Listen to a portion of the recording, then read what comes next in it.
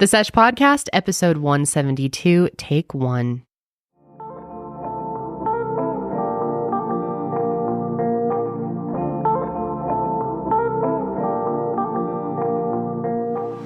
Hello, friends, and welcome back to The Sesh. I'm Kendall. And I'm Janelle, and this is the most normal start to the episode we've had in months. Well, today, we're going to be talking about something very heavy, very serious. This is going to be a really different episode of our show. Yeah. I mean, normally we're goofing around, we're having a lot of fun. Today we're talking about a topic that was super, super highly requested, something that we really wanted to talk about as well, that, there's really nothing to laugh about here. No. So it's almost going to be like an episode of Mile Higher. The way we've structured this, we're going to be going over a ton of information. Yeah, there's a lot. I'm sure many of you already know, obviously from just the title and thumbnail, that we're going to be talking about Quiet on Set, the documentary, I guess series? Yeah, docu-series. It's four parts. 4 parts on HBO, produced by ID Discovery. Yep. Now, this came out, I watched it after we recorded last week's episode. I think it had just come out. I believe so.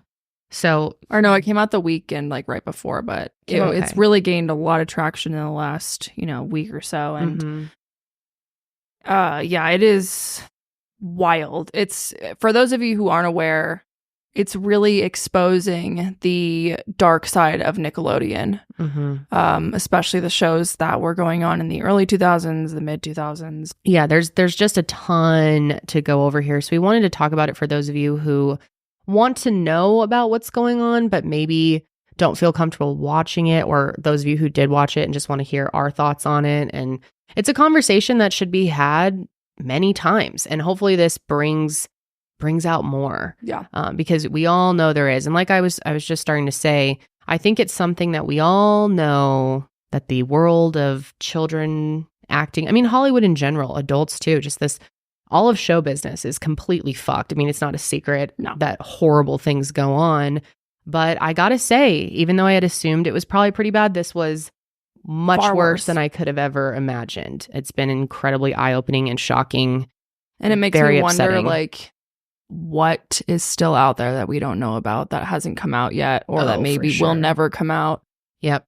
Yeah, it is very disturbing. So fair warning if you're not familiar with what we're talking about already. It's dark. I think we're starting to see more people come out already. There have already been a couple others who have been coming forward with their experiences in Hollywood and experiences as a child, or some as an adult too. And I think maybe this is a start of another kind of revolution, almost what we saw with the metoo movement, where it's just a domino effect, that people see others sharing their stories and they finally feel comfortable enough to share theirs as well. And maybe this will bring about serious change that is needed in that industry. Yeah, it's truly unreal what these kids have been put through, and the lack of protection that child stars have. I mean, we saw it with Britney Spears. We've obviously been following her journey for a long time. We've talked about it many times on the show. And, after her memoir came out, all the things that happened to her, and, Amanda Bynes, obviously, as we will talk about, has been through a ton. And Drake Bell is another one that we're going to be mentioning quite heavily here. Yeah. It's shocking that they don't have more protection. I know, it really is. But at the same time, it's like I said, it's not surprising. No. I mean, we've talked so many times here about just the industry in general and the laws that are just now being put into place, even for, kids who are essentially the stars of their parents' vlog channels. And I mean, it's a world that needs a serious, I don't even think makeover is the right word. I mean, we need like extreme crackdowns and protections put into place. And we are starting to see some of that, but not enough. No. So yes, we're going to be going over the entire series today. This is probably going to be a long episode. And obviously, like, we can't have every single detail that was included because it was a 4-hour long documentary. So we've put in a ton of work already just pulling what we did. Yeah. But we don't have time to go through every single thing. But we have a lot to discuss today. And a lot of our own personal thoughts after watching this. I have now watched it twice. Sydney, I think you said you watched it 6 times? The first part for 1 and 2, definitely the most. But yeah, I watched a lot. Just wanted to make sure we had all the info. Yeah. Karelly, how many times did you watch the other parts? A handful of times. I watched the entire thing twice, and then I watched the last couple episodes like a few more times. So not as many as Sydney, but a lot. If you haven't seen it, I highly recommend it. I think it was very, very well done. It was very interesting, very insightful. So yeah, I mean, if you want to check it out, I definitely recommend it. It is on HBO though, so I know obviously it's not available to everyone. It's also on Discovery Plus. Oh yeah. Okay. Yeah. Right. Is that what it's called? Whatever. Yeah. Discovery. Yeah, Discovery Plus. Yeah. Yeah. Huge shout out to these, well, now adults, but who shared their childhood experiences and a lot of their parents too, to come forward and share all of this. It can be scary, and there's a reason why they didn't for so long. Yeah. Real quick before we get started, we forgot to introduce Karelly and Sydney, our producers. Thank you, ladies. Put in some serious work this week, pulling all this information into one detailed document for us. We don't forget anything. Yeah, there's a lot, and I'm excited to get into like a lot more of the newer stuff. Yeah, because I watched a lot of those shows, like Karelly, Victoria, Drake and Josh. It's crazy seeing all this and that weird parallel of like, for a lot of kids, these shows was that escape. That escape. And so having that parallel of like these things behind the scenes happening, even in my own personal life, watching this, things came up, like, things came up in my head where I was like, oh my God, like I can't even imagine, like, I don't know. It's crazy. It's crazy. Like all the feelings and all the emotions that this show has brought up. Yeah. And I'm sure like, everyone can kind of relate to that. And you guys watch these shows too. Like, right. Yeah. Like these shows is what kind of raised us. And absolutely.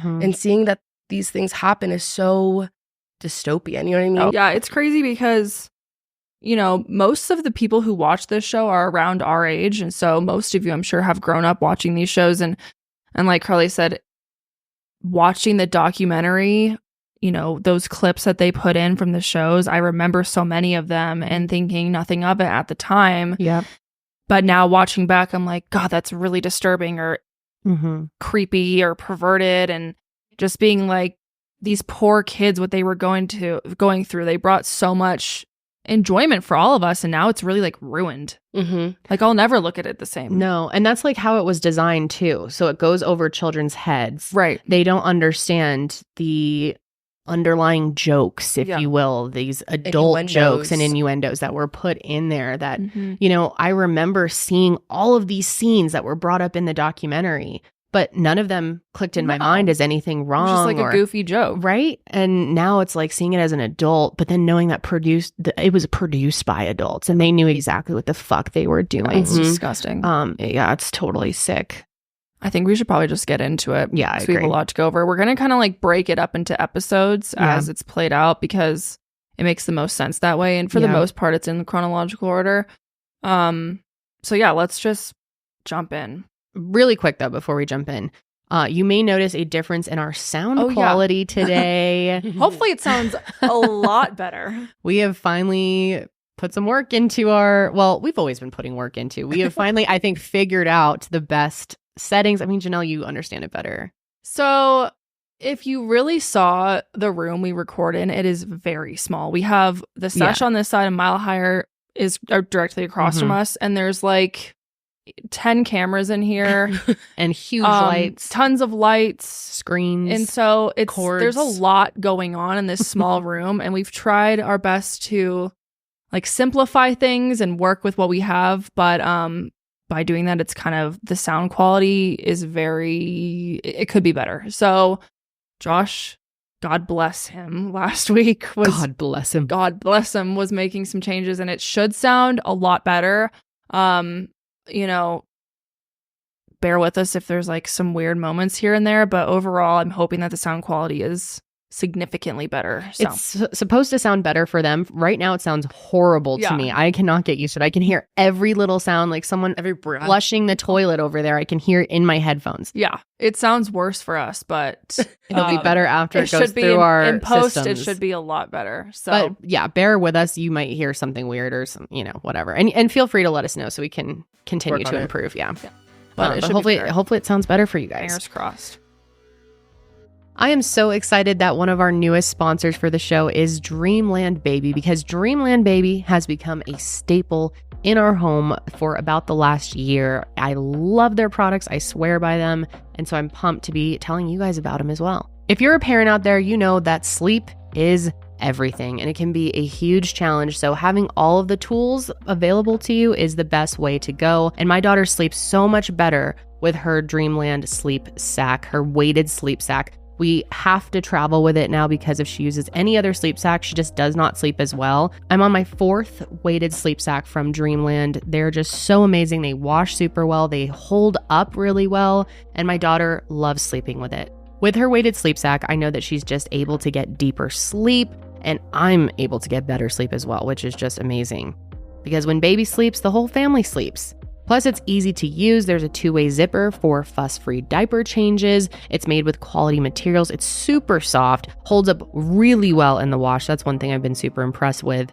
And their Cover Calm technology evenly distributes weight from shoulders to toes, and that's exclusive to Dreamland Baby products. There's no tags, so there's no irritation. The Dreamland sleep sacks were recommended to me by a close friend of ours, and she had just like a transformative experience when she started using them. So we started using them and noticed such a difference immediately, because a gently weighted sleep sack relaxes and calms your baby to help them sleep better and for longer stretches of time. It kind of mimics the feeling of a parent's touch or hug. I mean, I'm sure many of you out there have used weighted blankets. It's very similar. I know how much better I personally sleep or calm down when I'm anxious when I use a weighted blanket. So I knew that my daughter would have the same experience, but these are built for babies. I mean, the number one issue for a new parent to face is lack of sleep. And this product was invented by a mom out of desperation when her 6-month-old wouldn't sleep. I'm telling you, you'll love it as much as we do. To get yours, you can go to dreamlandbabyco.com and enter our code SESH at checkout to receive 20% off site-wide and free shipping. That is a deal, friends. And this offer is for new and existing customers as well. So if you're already using Dreamland sleep sacks and maybe it's time to size up, then now would be a great time to go grab you a bigger one with code SESH for 20% off. Thank you so much, Dreamland, for sponsoring this episode. So yeah, this is extremely emotional, extremely disturbing information we're going to be going over here. So I definitely want to issue a trigger warning. Sorry, that sounded weird. Trigger warning. Trigger warning for sure, though, because this could be very upsetting to many of you out there. We're going to be getting into a lot. I mean, some of the things that weren't even in the documentary, or they were, but it was just text. Yeah. It's going to be, there's no way to make this light. No. It is horrific. But I think it's extremely important to talk about. It is. It's very different content for our show, though. But we wanted to do it. Yeah, God, I'm like so emotional even going over this. I feel like I've just been in a funk after watching this. It's so upsetting. It's disgusting. I have cried once a day for like the last week. Just like the littlest things. Dude, I was watching, you watched Amy and Tammy, right? The 1,000 Pound Sisters, Karelly? I've watched parts of it, yeah. I was sobbing watching it, like all, really? Like I could not stop crying. I don't know why. Interesting. Did anything happen in the show? Yeah, or like Tammy's husband died. Oh. And then Amy's like divorcing her husband and like a single mom now. I don't even know. And like random commercials keep making me, I feel like I'm in a weird, yeah. I'm like very emotional. Earlier today, when we were watching the show, they said something and it literally made me so nauseous. I had to go like throw up a little bit. I know. I thought you actually threw up. Yeah, I just had to go I just got so nauseous and like, oh, so disturbing. This is so disturbing. And I think like you said, it's the fact that this was such a huge part of all of our childhoods, and it's like the innocence of that being ripped away and like thinking of yourself as this little kid watching these things, thinking nothing of it, and then these poor kids were going through such traumatic experiences and we had no idea and we're just consuming it. It's just so emotional to think about. Like I was talking to my mom about this and she apologized to me. She was like, I'm so sorry that you watched those things. And I'm like, you didn't know, like it's not your fault. Like She's like, I remember watching some parts with you, like some of the shows with you. And like, I'm so sorry for like exposing you to that. I'm like, it's not like I don't know. Like this is kind of fucked up. This is kind of fucked with my head like a lot. Me too. Like it's so bad. It's so bad. I wanted to be a child star so bad. I mean, like what kid didn't, right? But like you'd always see those commercials like, do you have what it takes or whatever? It's like, yes, I do. I was like, fuck yeah, I do. And fuck yeah, I do. They're like seeing, them be on the sets and do all these fun commercials. Like I wanted that so bad. It looked so much fun. It would be the coolest life to live. Coolest life to live. And meanwhile, they're being abused emotionally and physically and sexually. And just to hear like them talking about some of the scenes that when I was a kid, I thought were so funny and like didn't understand at all. Yeah.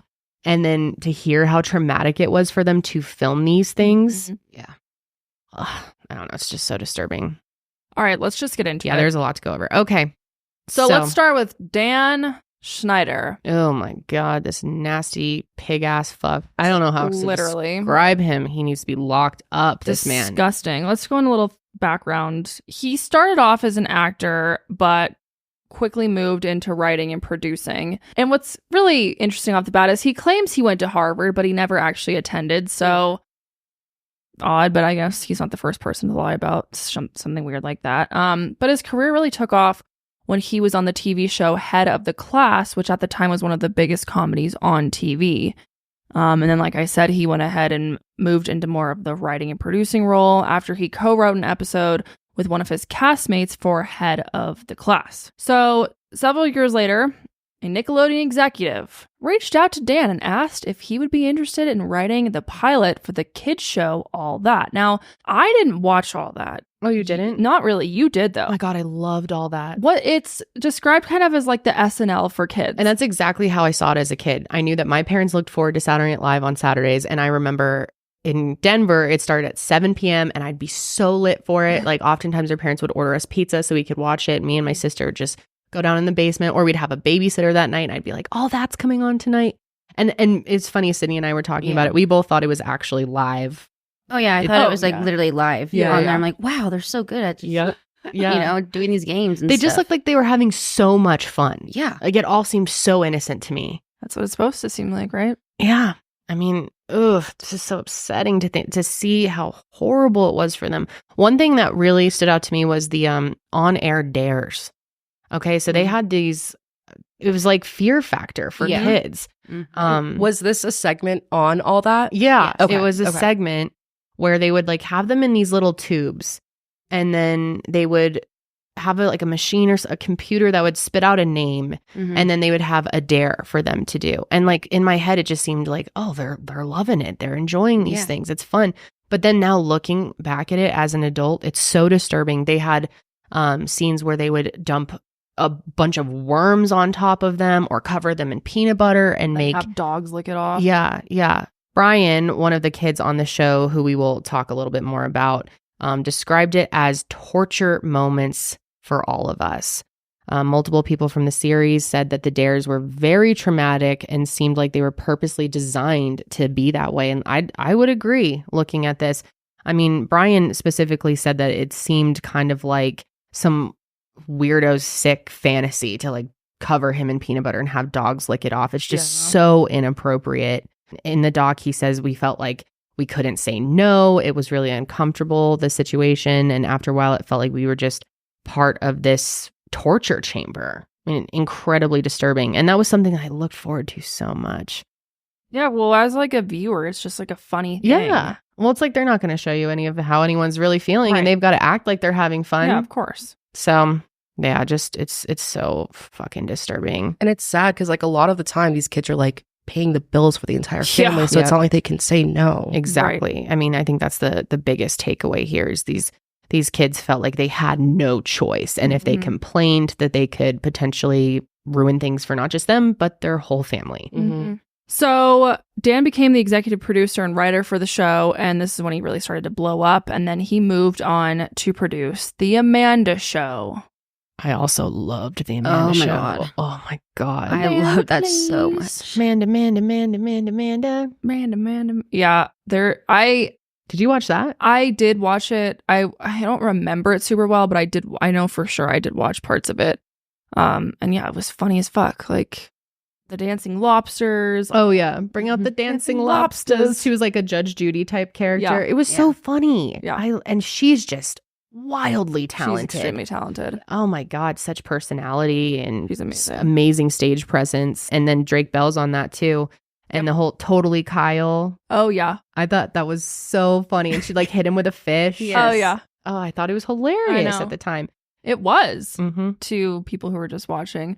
But before they get into like the real details of how the kids were all affected by this, they start out by talking about the writers and how mistreated a lot of these employees, adult writers, mostly women, were mistreated by Dan.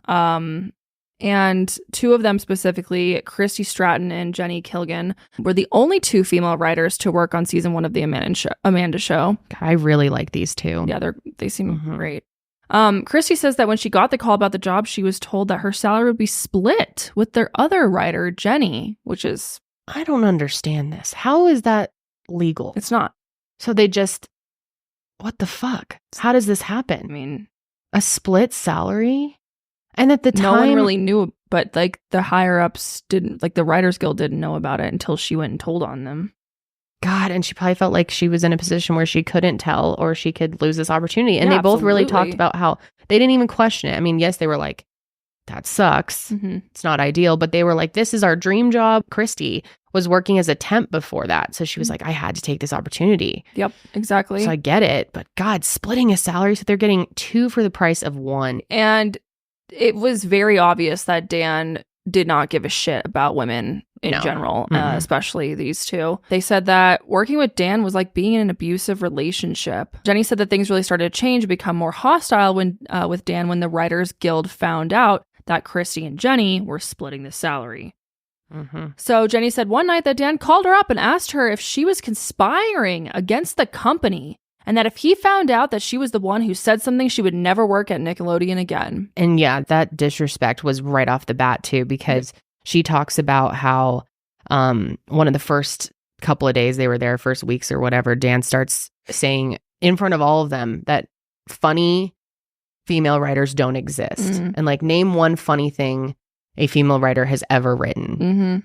I mean, God, what a fucked up workplace. I know, it's horrific. Jenny said Dan got much worse as the season went on, and since this was her and Christy's first time writing for such a large production, they weren't 100% sure what was acceptable and what was not acceptable. I think that's very understandable of like, when you're new to some type of industry, you're just so grateful to be in there at all that if there's like some weird, sketchy, possibly illegal things going on, I think A, you don't know the rules, so you don't know if it's really that bad, and B, what are you going to do? Like, stand up for yourself, because then you risk losing your job and being scrutinized by everyone else. Yeah, I think that was really the overall theme for everyone who went through this experience, is feeling like if I cause a stink about this, that I'm going to potentially ruin the rest of my life, my whole career. And there was this overall vibe, I think, for a lot of the parents talked about this too, that this was made to seem normal to them. You know, that this is what you do, this is show business, and like, don't be a baby about it. Right. Basically. Right. This is disgusting. Jenny said that Dan would show pornography on his computer, ask for massages, and would pressure people to do uncomfortable things in front of other employees as jokes. For one instance, when Christy was telling a story about high school to Dan and the writers, and Dan stopped her and said, you know what would be funny? If you leaned over the table and acted like you were being and told your story about high school. The fuck? How does that come out of your brain? Like, who? That's so fuck. Yeah. She said no at first, but he kept pushing her and being like, come on, just do it. It'll be so funny. And everyone was kind of laughing. And so she felt pressured that she kind of had to. So she ended up leaning over and did what he wanted her to do. Which is just like such an example of like pig behavior. Disgusting. Also, they talked about this very bizarre character on the Amanda Show that Dan came up with. Her name was Penelope Taynt. I loved Penelope Taynt. She was so funny. What the fuck's up with her last name? Right. Yeah, Taynt. And of course, he tries to play it off like it's supposed to mean tainted. Right. Someone actually specifically asks him, someone from Nickelodeon, does this mean the dirty thing? And Dan was like, no, why would you think that? It's taint as in you're tainted. And they were just like, okay. It's funny looking back at this, because this was a character I loved. I always thought it was Penelope Taynt. I never even realized that. And of course, this is going over every child's head. They don't know what a taint is. Right. This character was played by Amanda, and it was like Amanda's stalker that knows everything about her, and it was always who's like the biggest fan trying to get to her. And just to have, it's such an unnecessary, bizarre joke. I mean, why? I mean, I think I know why. It was how they were trying to sneakily get away with these things. It was about pushing the limits, putting things in there that kids aren't going to understand and making it innocent enough that it passes. But like, why? Yeah. Why? Who's it for? Just for your own sick like pleasure to know that there's like sick perverted underlyings in children's shows? Or maybe I think that's a huge part of it. Yeah. But maybe they were also trying to produce comedy that's also funny for adults that are watching. I don't know.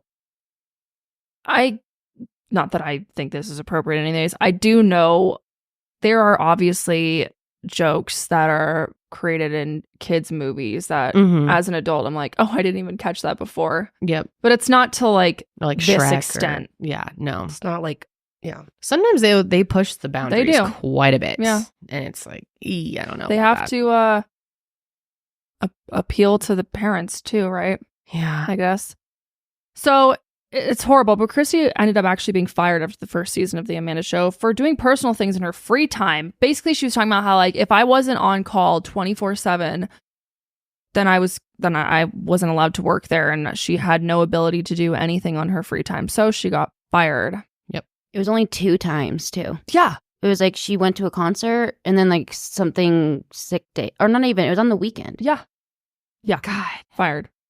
As for Jenny, she was offered a 16-week contract for season 2, but Dan told her she would need to work 11 weeks unpaid because he claimed there wasn't enough money to go around. What is that, like 80% of your time? This is Nickelodeon. Come on, wasn't enough money. And they just got rid of Christy. Yeah, Dan claims he had no control over salaries, which I believe to some extent. I'm sure he wasn't doing everything. And this is the thing, is like there are certain characters that we're going to be talking about in this that are absolutely at fault and guilty. But I also think there are many people above them, other executives that weren't mentioned at all, that are just as corrupt and horrible, and created this environment of like, you can pretty much get away with doing whatever you want. Yeah, I agree. I think that my one critique of the documentary, and this is so minor, because I really do think they did a great job with it, but I think there wasn't enough responsibility placed on Nickelodeon itself, because Dan's fucking horrible, but so many people let this shit slide for so long, and it really like starts at the very top. So yeah, Jenny only lasted 4 days on season 2 of the show, and during one of her pitches, Dan interrupted her and repeatedly asked, "Didn't you used to do phone sex?"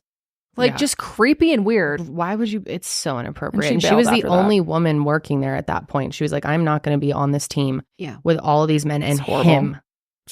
And she said it was heartbreaking to have to quit that. I mean, after putting in all that time trying to follow her dream. But I mean, nothing is worth that type of harassment. No, it's horrible. Disgusting. She ended up filing a gender discrimination lawsuit against production company that produced the Amanda Show. And in the lawsuit, Jenny alleged that Dan denied her equal pay, and Christy wrote a letter also supporting Jenny's account of discrimination on the show. And the lawsuit was settled for an undisclosed amount, but she talked about like she knew once she, started the lawsuit that her career was done. Yeah. And it's horrible how that ended. And I do wonder like what else happened that they didn't either say or end up making the final cut of the doc. But yeah, that's what I think with this documentary. I think this is like honestly just scratching the surface of all of this. Yeah. There's probably so many people watching that are like, oh my God, if they knew this or that, or it's just insane. Mm-hmm. Really sad. Those two were very brave sharing their stories. Yeah. Yeah. Especially, as women working with this pig of a man. Mm-hmm. I just can't imagine how uncomfortable and scared you'd be. Mm-hmm. It's good for them for coming forward. So if you guys know a thing or two about Kendall and I, is that we love our pets. We would do virtually anything for our pets. Charlie is my heart and soul, and his well-being is my utmost priority. So therefore, I'll do anything for him. Now imagine this. You're at the vet's office once again, knowing that vet care costs continue to rise. You're anxiously waiting to hear how expensive the bill will be. But if you had pet insurance, your pet could be covered for accidents or illnesses, and that's why you should check out ASPCA Pet Health Insurance.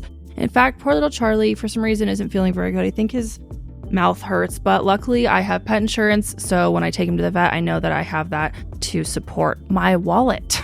The ASPCA Pet Health Insurance Program offers customizable accident and illness plans, making it easier for pet parents like you to help your pet get the care they need. The ASPCA Pet Health Insurance Program has been around for over 18 years, and they've helped more than 600,000 pets during that time. They allow you to customize your plan, helping ensure that your pet's plan is as unique as they are. Because vet bills can really add up, especially when you're least expecting it. It's simple. Use their app to submit a claim, and you'll receive reimbursement for eligible vet bills directly into your bank account. To explore coverage, visit aspcapetinsurance.com/sesh. That's aspcapetinsurance.com/sesh. Again, that's aspcapetinsurance.com/sesh. This is a paid advertisement. Insurance is underwritten by either Independence American Insurance Company or United States Fire Insurance Company and produced by PTZ Insurance Agency Limited. The ASPCA is not an insurer and is not engaged in the business of insurance. So now let's go ahead and get into other cast members, specifically the kids and all of the weird shit that Dan and Nickelodeon as a whole had them do that went over our heads, like you said. Yeah. But now looking back, it's like, how did that happen? So one of the All That cast members, Leon Frierson, describes how uncomfortable he was on multiple sketches he had to do, including Captain Big Nose. I don't remember this. Do you? Actually don't remember this one, no. I think it may have been before I started watching it. So he has to wear this costume, and it's like a giant prosthetic nose, and he's also wearing this like super tight one piece with a matching nose that kind of like drapes around his shoulder. And he talked about how wearing these like skin tight one pieces, or it might have been someone else who talked about this too. I think multiple cast members had to wear these really tight, uncomfortable outfits when they're like, they're talking about how they were going through puberty and like dealing with their own body image issues. And then here they are in these like extremely revealing, sometimes skin colored outfits, which we'll talk more about. So this specific outfit, the way that the nose was shaped around, his shoulders looks so much like a wiener. And penis testicles. And testicles, yeah, 100%. Disgusting. Yeah, he actually brings that up. It's really gross now seeing that. It's very clear. And to make it worse, the whole skit ends with Captain Big Nose sneezing, and then clumps of clear goo, which is supposed to be snot, lands on a female character's face, clearly referencing a shot. And this is done several times in Dan Schneider's career with other projects we will get into as well. But like squirting things onto children's face seems to be a serious pattern and, dare I say, fetish for Dan. That and feet. Yep, that and feet. This guy was obsessed with feet. You know that Nickelodeon even had like a big foot instead of it being the splat. It was like that for a long time. I just remembered. Like a graphic that would play at like the end of stuff or something like that. Yeah. Big orange I foot. vaguely remember. Yes, I do remember that. It was at the end of weird. The Rugrats movie too. Oh, yes. Yeah, looking back, I used to love the Rugrats too. Even that had some like really fucking crazy SpongeBob had jokes. weird shit in there. Like They Dirty all Dan. did. The Incredibles I was watching the other night, there was some weird things in there. I think it's just like, I don't know. Hopefully people start reevaluating what is appropriate. I understand like wanting to make it entertaining for adults. I think you can do that without being inappropriate. Yeah. But also like movies like The Incredibles and stuff, they didn't have kid actors. So right. You know what I mean? Like I think that's a big but difference. It's still like for an audience of kids. Oh, well, yeah. Like in The Incredibles, there was a scene about suicide. I was like, really? Yeah. Yeah. There was like this guy who tries to commit suicide and they save him, but then he's like pissed at them and sues them because he didn't want to be saved. Oh yeah, I remember that. It's weird. I'm like, it was just weird watching it as an adult. I was like, it's very strange. But going back to Brian Hearn, he also shared some more of his really uncomfortable experiences on set. There was one specific scene where it's like a skit where he had to play the youngest rapper of all time, Lil Fetus. I remember seeing this one and I didn't understand what a fetus was. So I thought it was like a baby, but it's all really weird stuff looking at it. But he had to wear this flesh colored bodysuit and it made him really uncomfortable because one of the costume designers, was talking about what color they need to make the suit. And they said, we're going to need this to be in the color charcoal. And they said it right in front of him. It's so fucked up. He immediately got upset and he talked about how I think it was a makeup artist or maybe the costume designer who noticed that he was feeling really upset by it and like was kind of trying to comfort him. And he said he was really uncomfortable, thought about telling his mom, but ended up deciding not to because he knew that his mom would fucking go nuts and raise hell. I mean, like any parent would, right? But he knew that could possibly be the end of his career. If your parent starts causing problems, they'll replace you, you know? So moving on here, let's jump into the Amanda show, which kind of branched off of all that a little bit. Producers Dan Schneider and Brian Robbins actually found Amanda at the Los Angeles Laugh Factory comedy camp. She did this little bit. It was actually so cute, talking about having a pimple inside her nose and how God wanted to give her a challenge. And like, it was just so creative at her age. I don't know if she wrote it, but she's just so wildly talented. It's just a shame, everything that she's been through. And it was actually another cast member of all that pointed them in the direction of her. And then she talks about how when Amanda came in, she was the new favorite, and her time with Dan got limited until she had almost none. And she felt like I was just like pretty much replaced, which I don't think she had any hard feelings towards Amanda for that. But it's clear that she became the golden child, which, I mean, granted, she was extremely talented.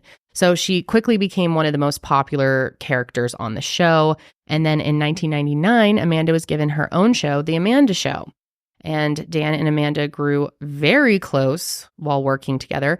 And, you know, one thing, we didn't get to hear from Amanda in all of this. Yeah. And obviously, Amanda has clearly some mental health struggles going on. I think everyone knows. It's extremely sad. It seems, I guess I can't make a full judgment, but from her TikToks, it seems like maybe she's doing better. I know she's been talking about going to beauty school. Yeah, she's getting her like nail license, esthetician license. I mean, she's obviously not who she was back then and has clearly been through extreme trauma. I hope that maybe if she feels comfortable with it, one day talks more about that so that people can really understand her, because it's horrible. You look at her TikTok and things that people say about her, it's horrific. I mean, and just looking at who she was, I was such a fan of Amanda growing up. Got all her movies and her music. What a Girl Wants, maybe, or it was the one where like she goes to London. Oh yeah, that's what it is. That's where where like skip down Mystic Street. Yeah, that was from that soundtrack. I had the CD from the movie, and me and Janelle used to make dances to it. But God, I just loved her. Yeah, she was so cool and so talented. It's brutal how people have treated her over the years, and I feel like I've been guilty of that too. It's the same thing with Britney Spears. Yeah. When you're younger and clueless, like you just see them acting all crazy and be like, oh, they're on drugs. Same like Miley Cyrus. They're all fucked up now. Fame fucked them up. Yeah. And it's yeah, it did. Clearly. Yeah. And it's like no fault of their own. I mean, they're totally exploited. And I'm sure she went through a lot of trauma, because it was very clear by the way people were talking about it in this documentary that they suspect that a lot more was going on between Dan and Amanda. They kind of touched on some of the things that were weird, but we definitely don't have the full story here. There's got to be so much more. She didn't want to be a part of it, and she didn't watch it. And I believe she has said that she has nothing bad to say about Dan. Yeah, that's what she reported. I guess in an interview, which I hope that's true. I hope so. I'm very doubtful, but who really knows? One actor said that Amanda would skip classes with the rest of the class so that she could go pitch ideas and work on projects with Dan. There were many people that talked about how he was always off in a closed room with her, away from her parents, and they could have just been talking about their work. That's possible, but a lot of people also mentioned how he was very touchy with her, and they would do lots of hugs, and they were very, very close. Mm-hmm. And that is purely just my speculation, but I feel like there's a lot more going on beneath the surface, you know, and she might be saying, and she could be telling the truth. Maybe let's hope nothing fucking happened, right? But when you are groomed, you're going to protect your groomer. Mm-hmm. And I mean, who knows? That's purely, I am just making an opinion here. This is with no facts to back that up. And allegedly, don't sue us, Dan Schneider. I think he's got bigger problems than us. Yeah, I was going to say, I don't think he's worried about us. Yeah, there is no evidence that there was any sexual relations between Dan and Amanda, but it's clear that he was very inappropriate with her. There was one really fucking weird scene where they're so bizarre. Yeah, they're like in a hot tub together, and he's fully clothed, and she's in a swimsuit, like interviewing him. It's like the guy was so clearly desperate for the accolades and attention that he is this big shot, like Nickelodeon producer. And there's this one scene and all that where they all have to like call him up and like referring him as God. Yeah, they refer to him as God. Let's go make daddy proud. And they're on the phone with him and he's like in a limo with this sexy woman eating shrimp that she's feeding him. It's like, and he's writing all of this crap. It's just insane. And of course, he's like sitting in this hot tub in a t-shirt or a fucking button down. It's so weird. Yeah, but he was very touchy, very feely, and the skits that he had to do with her were just bizarre. I mean, to know that he's the one writing all of these things, and for many other kids. I mean, we're going to go through everything that he was involved in. Anyway, the Amanda Show aired for 3 years. I thought it was a lot longer. I'm surprised. But it ended in 2002, and that's because Amanda wanted to move on to more mature projects. And I feel like she really could have had a huge, huge career. It's a shame.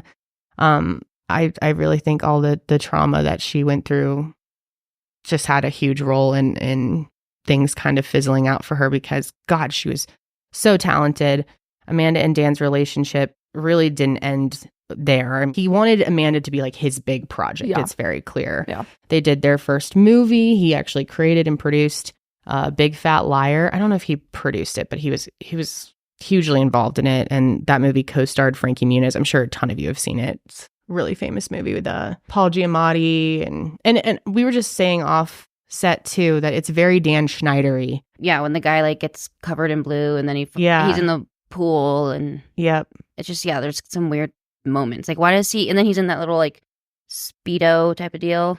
Yeah. Yes. Yep. Yeah. It's just strange. Yeah, it's all really strange. I'd almost like to go back and watch that now as an adult. But following that, Dan had written and helped produce the show What I Like About You, which Amanda starred in. I don't think I ever saw that one. I never saw that. In the documentary, they shared that Amanda started having problems with her parents. That whole thing was very, I don't know, unclear. There were people that were saying that her dad was like extremely controlling and abusive towards her, but we don't have a lot of the specifics about that. Yeah, no, not from what I'm aware of.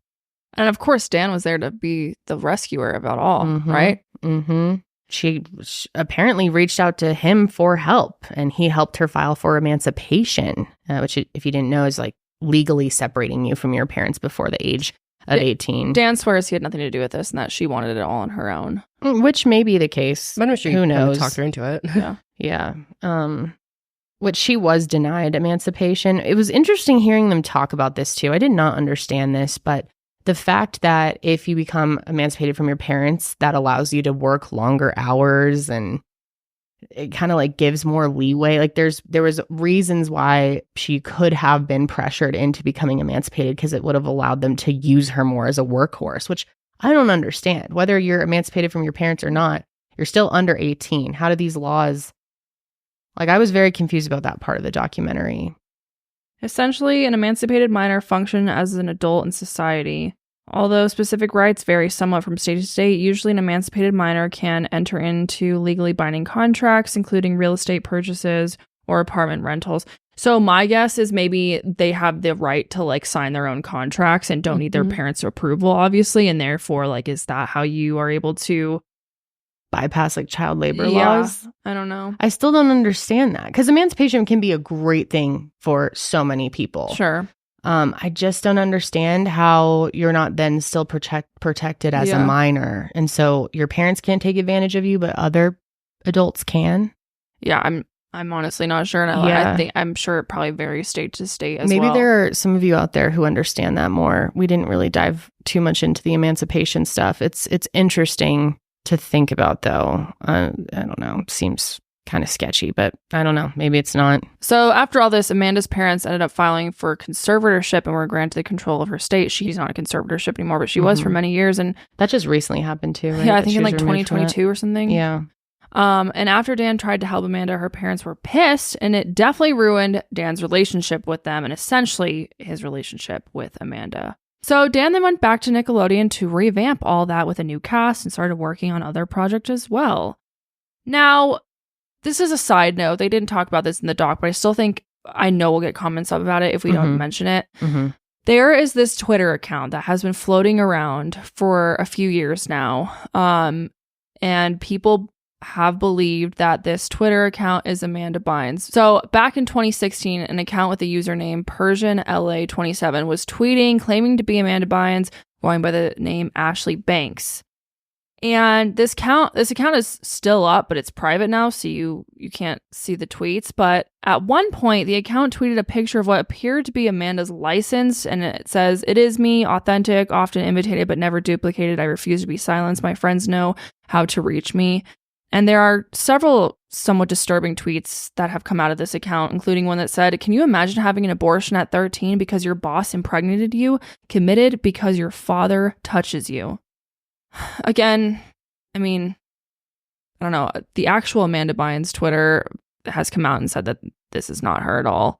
I don't think it is. I don't think it is. Other people are saying that it's a fake account impersonating her, and the same person also ran a fake Instagram account impersonating her, and that Amanda's lawyer had them both shut down. Again, we don't have any way to confirm this is 100% true. We wanted to mention it because I know so many people have heard it reported as fact. Yeah. And would bring it up, but yeah, I wanted to kind of clear this up. I mean, that's a big claim to say that she had an abortion at 13, which, God, I hope it isn't your true, boss but impregnated you. Yeah. But then, of course, people were like, "Oh my God, it was that Dan Schneider." Which, yeah, I think chances are, I mean, clearly this is a fake account. I think it's pretty obvious. It's quite obvious, but and it's very damaging to say things like that.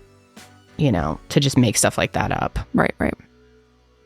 So Easter might be right around the corner, but here in Colorado and in many other states across the country and the world, it is still snowing, and it is awful. I cannot stand it. And it is especially hard when you have a child. Oh my gosh, this is something I never knew would be such a struggle for me as a new parent. I mean, I used to love snow days before because we would just do nothing and hang out and watch TV all day. But things have changed quite a bit, and now it is very challenging to keep my kid occupied when it is too cold to be outside. Of course, it's tempting to just throw on the TV, but screen time isn't the best for kids, and it's much better to figure out activities, games, and toys that are going to keep them occupied, keep them stimulated, and keep them engaged. And that's where KiwiCo comes in clutch, you guys. We love KiwiCo in our house. I especially love KiwiCo because they have really high quality wooden toys, which I have found to be the best for our house, especially because not only do they encourage imagination and creativity, but they also are so much better if you have pets, because I can't tell you how many times my dog has chewed up Holly's toys, whether it's, you know, plastic or stuffed animals and things. So the more wood toys we can have, the better. With KiwiCo, you can discover real science, technology, engineering, art, and math concepts through fun, hands-on projects delivered right to your door every month. Each crate is designed by real experts and tested by the real experts, which are kids, to ensure that every experience is age-appropriate, engaging, and seriously fun. Crates come with everything needed for kids to build, including materials and instructions, and you'll be surprised at how high quality the materials are too. Like I said, it can be really hard to find creative ways to keep your children engaged, challenged, and off their screens, but KiwiCo does the legwork for you, so you can spend quality time tackling projects together. And there's something for kids of all ages, and there's no commitment, so you can pause or cancel at any time. You can give your kids the tools to learn new skills, build new experiences, and make connections to the broader world, from discovering the science of magic to engineering a domino machine and more. And the best part is watching their creative confidence grow as they tackle different challenges. So redefine learning with play. Explore projects that build confidence and problem-solving skills with KiwiCo. Get 50% off your first month of any crate line at KiwiCo.com with promo code SESH. That's 50% off your first month at KiwiCo, that's spelled like the fruit, KiwiCo.com, promo code SESH. When we started podcasting, an online store was the furthest thing from our minds, but now we sell merch all online for all of our shows, all thanks to Shopify. Shopify is the global commerce platform that helps you sell at every stage of your business. From the launch your online shop stage to the first real life store stage, all the way to the did we just hit 1 million orders stage, Shopify is there to help you grow. Whether you're selling scented soap or offering outdoor outfits, Shopify helps you sell everywhere. From their all-in-one e-commerce platform to their in-person POS system, wherever and whatever you're selling, Shopify's got you covered. Shopify helps you turn browsers into buyers with the internet's best converting checkout, up to 36% better compared to other leading commerce platforms. And sell more with less effort thanks to Shopify Magic, your AI-powered all-star. Once we started using Shopify, it became so much easier to manage our inventory and our sales records. Before that, it was a complete disaster, and Shopify has just simplified so much of that for us. And Shopify powers 10% of all e-commerce in the US, and Shopify is the global force behind Allbirds, Rothy's, and Brooklinen, and millions of other entrepreneurs of every size across 175 countries. Plus, Shopify's extensive help resources are there to support your success every step of the way. That's one thing that's so cool about Shopify, is that if you have a question about their service, or you don't know how to use something, or there's some type of issue, they offer really, really good support. Because businesses that grow with Shopify. So sign up for a $1 per month trial period at shopify.com/thesesh, all lowercase. Go to shopify.com/thesesh now to grow your business no matter what stage you're in. Shopify.com/thesesh. Now let's kind of switch gears here for a second and hop into episode 2. And episode 2 isn't as much about Dan, but still, more disturbing people are being brought to light. So it starts off by introducing a mom whose daughter was on an episode of The Amanda Show, and she shares her daughter's stories and what she experienced following production. And MJ is the mother, and she is the mom of Brandi, who was 11 years old when she was cast to be on the show. Now, MJ said Brandi absolutely loved The Amanda Show, and they were looking for kids to be in a schoolroom scene for the Judge Trudy classroom skit. I remember that very well. Judge Trudy, yeah, I never caught that. Yeah. MJ said that Brandi was so excited and like just on cloud 9 that she got to be a part of this, whole production. And MJ shares that while the kids were recording, the parents, like kind of Kendall had alluded to, they weren't allowed to be on set. And when they would arrive, a production assistant named Jason Handy would be the one to greet them and then kind of guide the kids to where they needed to be and take it from there. I can't believe parents would be not allowed. Yeah. Like, I'm sorry. I would never, ever, like, first of all, I would never have my child in showbiz anyway. Like, I was just telling them ahead of time or before we recorded that if my kids ever expressed interest in like acting, I'd put them in like acting classes or something where they can like build their skills in it, like explore that. Yeah. But I would never allow them to be part of something until they're 18, knowing this world. And I would never, ever be like, if I was ever in that situation and they told me I wasn't allowed to be on set, pack your bags. We're fucking out of here. Yeah. Yeah. It's crazy. But I do think that I'm not that I'm saying this is right by any means, but I can kind of see where the parents were coming from in the sense of this was a while back. And so these types of things weren't made public. Right. There weren't documentaries being made about this. So I don't think it's easy for me to say this in 2024. Right, in hindsight. I don't think a lot of parents, I don't think many of them at all knew what was going on. And I think that what are you going to be the one that's embarrassing your kid because you won't leave the set and everyone else is parent? You know what I mean? Yeah. And it's like for a lot of them, they're in like financially troubling situations, or it's their children's dream and they want to support them. So like, I get it to some degree. But I totally hear what you're saying. There were some things that parents talked about in this documentary that really, I was like, what the fuck? But we'll get to that. Yeah. All right. So this Jason dude, he was in his mid-20s when he started working at Nickelodeon, and he also volunteered at a church in Malibu where he worked with children 6 and under. So basically, he was constantly with kids 7 days a week, which is just really scary when you figure out what this dude did. He gained the parents' trust by interacting with them during breaks, and by doing this, he was able to con his way into keeping in touch with the kids by asking them for their email addresses or phone numbers for future opportunities. We're just here to give you future opportunities. Give me your email. And one thing about this guy is he was described by so many as like this extremely friendly guy. Yeah. He would do the Bible studies with some of them, and everyone loved him. He's a sheep in wolf's clothing. Yeah, totally. Exactly. Yep. So I think there was just this trust that, oh, he's harmless and he just wants to help us get opportunities. Yeah. He was like the older brother. A different world back then. Yeah, exactly. That's how he was described, the older brother. Yeah. Yeah, well... Quite young himself, too. Yeah. After the kids were done filming the skit, MJ said Brandi told her that Jason started exchanging numbers with the kids and the parents and asked for their emails, like we said. And she said that Brandi was excited because Jason was someone who was so nice, while they were on set, and she was happy to have a friend in the industry. So about a week after filming, MJ shares that Brandi received an email from Jason that was very innocent. It was just him talking about the shows that he had been working on, and MJ didn't see any harm in it and hoped it would be a good contact for Brandi in the industry. But after a couple of months of them emailing back and forth, something changed. And I just gotta say, of course it's hindsight, of course. But like you're letting your child email back and forth with an adult. An 11-year-old. Yeah, what the fuck? I know. A friend? And like, I have a lot to say about this mom, MJ. I do understand that. I don't know. I'm like trying to. I know that she's probably feeling so fucking awful, and that it was honestly pretty brave for her to get on this documentary and talk about all this. Yeah. But like, you really failed your kid. Yeah, I would have to agree with that. But yeah, like we just said, a couple months of them emailing back and forth, suddenly things change. MJ said that Brandi was just sitting at the computer, and then all of a sudden she noticed Brandi turned off the computer, ran to her room, and slammed the door. Her mom, MJ, goes to check on her and found her crying. MJ said that Brandi told her that she got an email from Jason, and this is extremely disturbing. Warning ahead of time. It was a picture of him naked and masturbating.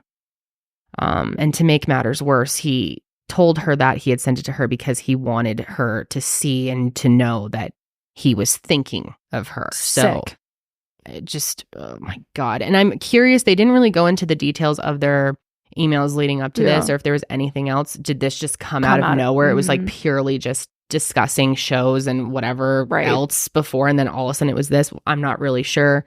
But this was definitely the worst and most shocking thing that she had received, it seems like. Disgusting. And MJ said that she didn't know what to do. Again, I'm really going to try not to judge this mom entirely, but it's angering. I can't understand it as a parent myself. She wasn't sure if she should call the police because she thought that they would think she was being a bad parent. I'm sorry, who gives a fuck? I know. And maybe they will. I know. That's more important to you, your reputation for the random police officers versus your child. What? I just cannot understand this. Why did you not call the police? Why? And she did make the right move here. She said that, she said the only thing that she felt like she could do was to make sure to keep Brandi far away from him and remove her from the industry. Which I'm like, yes, yeah. Good step. But you should have called the police. Yeah. Why the fuck wouldn't you? Especially like, there's not the justification here of I didn't call the police because I didn't want to ruin her career and I didn't want to like ruin her life. Yeah. That wasn't even part of it. Right. You already took her out of the industry. Why would you not report this to the police? I know, to protect other kids. My God. Right. Yes, to protect other kids and for your child to receive justice. Like this is going to ruin her life on such a major level. Maybe not ruin her life. I don't know what Brandi's doing now, but like that's pretty severely disgusting and her traumatic. life. Hugely. Ew. I was so shocked. It's one thing if you got an email like that from a rando like spam account or something. It is a whole other thing to get it from someone who you have this relationship that you think is like this cool older brother figure, and he's looking out for you, and you're hanging out with them, and he's, giving you cool opportunities. To get that from him and to be like, oh, because I was thinking of you. Disgusting. And she didn't even like report this. The least she could have done is report it to Nickelodeon or something. Like, why was nothing done? You just were like, let me pull her out of this and pretend this didn't happen.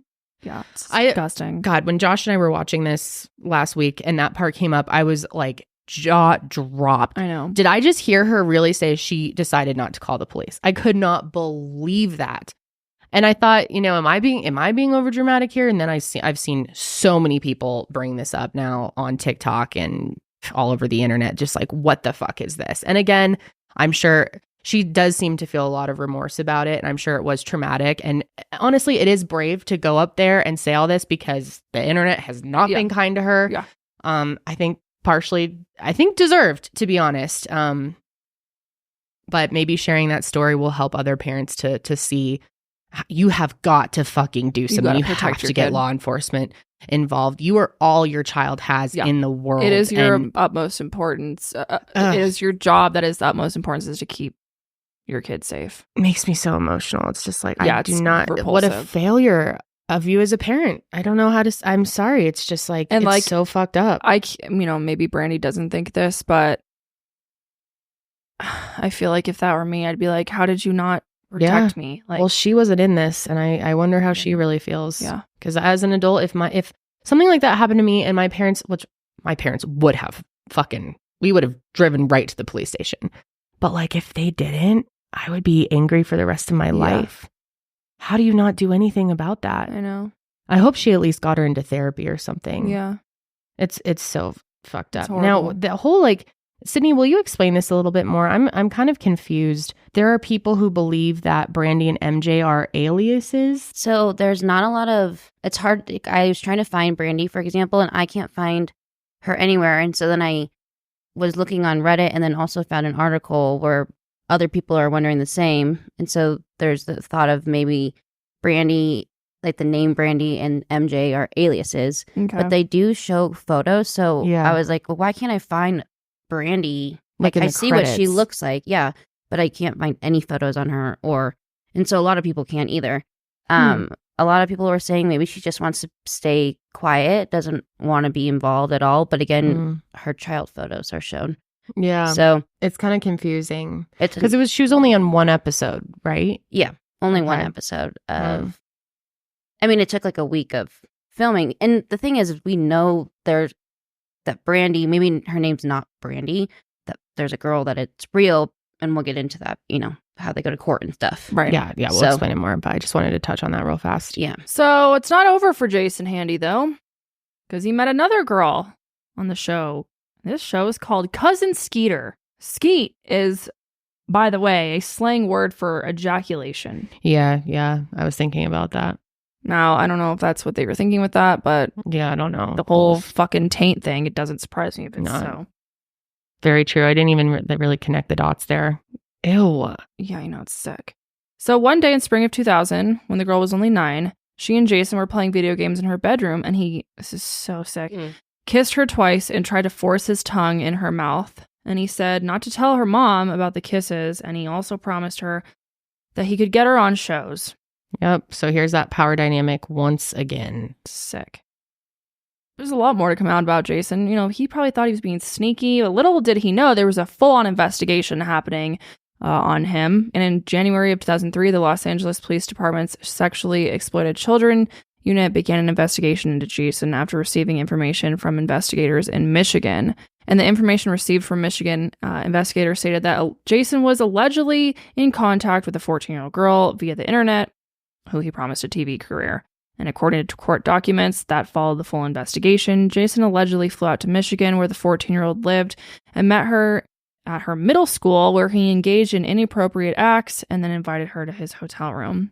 Sick. After the LAPD received the initial tip, they searched his home, and what they found is so horrific. Yeah, it's tons of child CP. Over 10,000 images of children, including over 1,700 images of young girls in erotic poses. It literally makes me want to throw up and cry reading this. 238 images of young girls in sexually explicit poses. Images of girls engaged in bondage activity. One of the CDs they found included 7 video files of minors engaged in sexually explicit conduct. And they also found personal journals of his where he referred to himself as a full-blown pedophile, and he couldn't control his desire for little girls. Literally so disgusting. I cannot believe. And I'm sorry for continuing to harp on MJ again. I'm sure this has all been traumatic on her, and whatever I've said what I need to say, but think about how some of this could have been stopped sooner if she had called the police. Yeah, it's true. One of his journal entries said, "I even struggle on a day-to-day basis of how I can find a victim to rape if I have to." So fucking officers found Ziploc baggies that had different girls' names written on them, and each of them had some sort of token of an item from the girl. In one of the bags, police found letters written from Brandi. One of the other bags had a 7-year-old's underwear inside of it. God. So sick. And MJ was notified about this by the LAPD, and they asked if they could speak with Brandi. MJ said that she was hesitant at first, but believed that if Brandi spoke to police, they could find justice for her and get closure. Well, yeah. Yeah. Too fucking late, though. Yeah, too fucking late. So then on April 12th, 2003, Jason was arrested for lewd acts with a child under 14. pretty sure this was the girl on Cousin Skeeter. And he was released after posting bail. How could you be released after all of that's disgusting? Yeah, like how God, our justice system is so messed up. But then 4 days later, he was arrested again on no bail felony warrant. He was sentenced to 6 years in prison after 2 felony convictions, 1 count of lewd acts on a child and 1 count of disturbing sexually explicit material by email, in addition to a misdemeanor charge related to sexual exploitation of a child. 6 years? 6 years. He was released in 2009. Yeah. Moved to North Carolina and registered as a sex offender, but wasn't over for his dumbass because of course not. 2014, he was arrested again on 3 counts of indecent liberties with a child and 2 counts of sex offender registry violations. I mean, he said it all himself in his journal entries that he can't stop this. And what exactly did he say? I struggle on a daily basis of how, like, and that's someone that you fucking let out? What the hell? It's just beyond horrific. He's still serving a sentence at a jail in Virginia, but he's set to be released in 2038. He should be in jail for the rest of his fucking life. That is so He is a concerning. danger to society. The fact that he got, 6 years? 6 years. Yep. For being a pedophile towards children. And there's people who have a marijuana charge that are in there for life. Yep. It's fucking insane. And it wasn't just like a one thing, so they gave him a lighter sentence. Like, this was like a history. I mean, thousands, hundreds of images. How does this happen? God. We just continue to fail our youth at every step of the way. Ugh, so sick. He's probably not going to stop either because I think he's like in his 40s right now. So he's going, I mean, he's not going to be that old. No. And this is clearly a chronic issue for him. Yeah. So I agree with you. I don't think he'll stop. Ugh. I think he's a danger to society that should stay fucking locked up. But he won't. 2038. 2038. It's disgusting. Insane.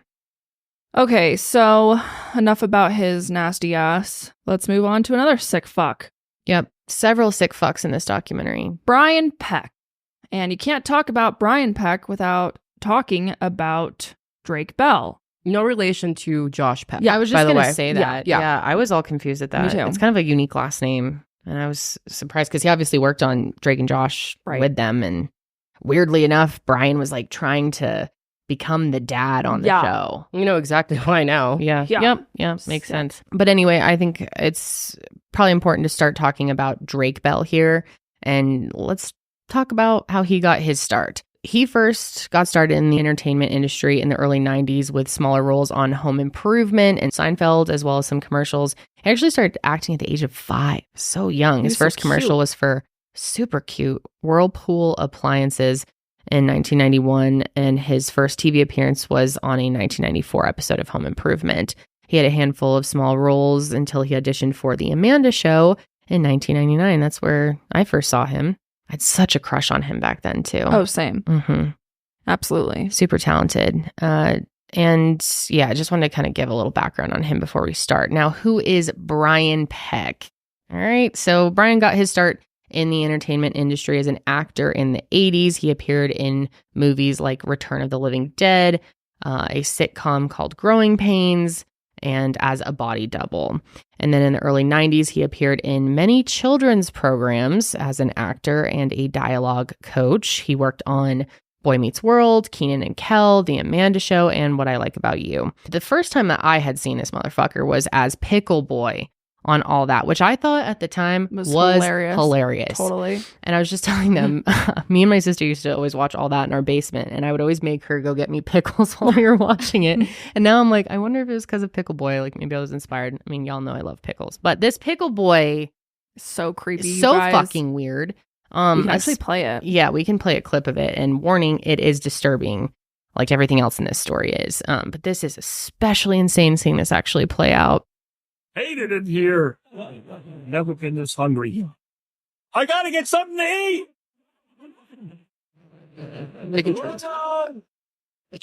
Anyone? The straight glory hole. A pickle. Thank you. And the laugh track in the background is so... Oh, this pickle is the best thing that ever happened to me. Ew.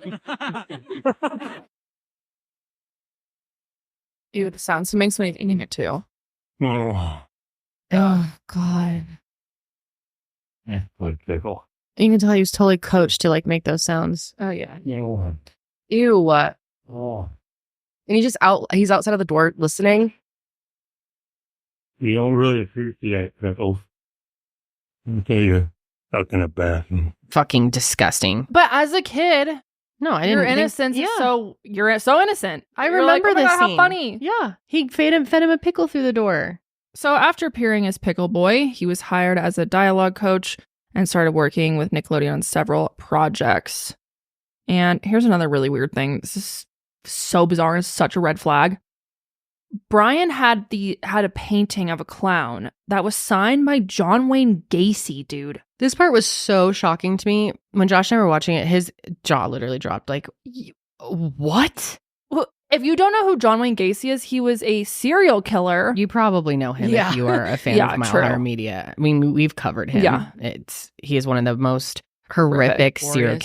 killers. Just Murdered at least 33 young men and boys. Mm-hmm. And he was a pen pal with John Wayne Gacy. Yep, They would like write each other idolized him. letters. Yep.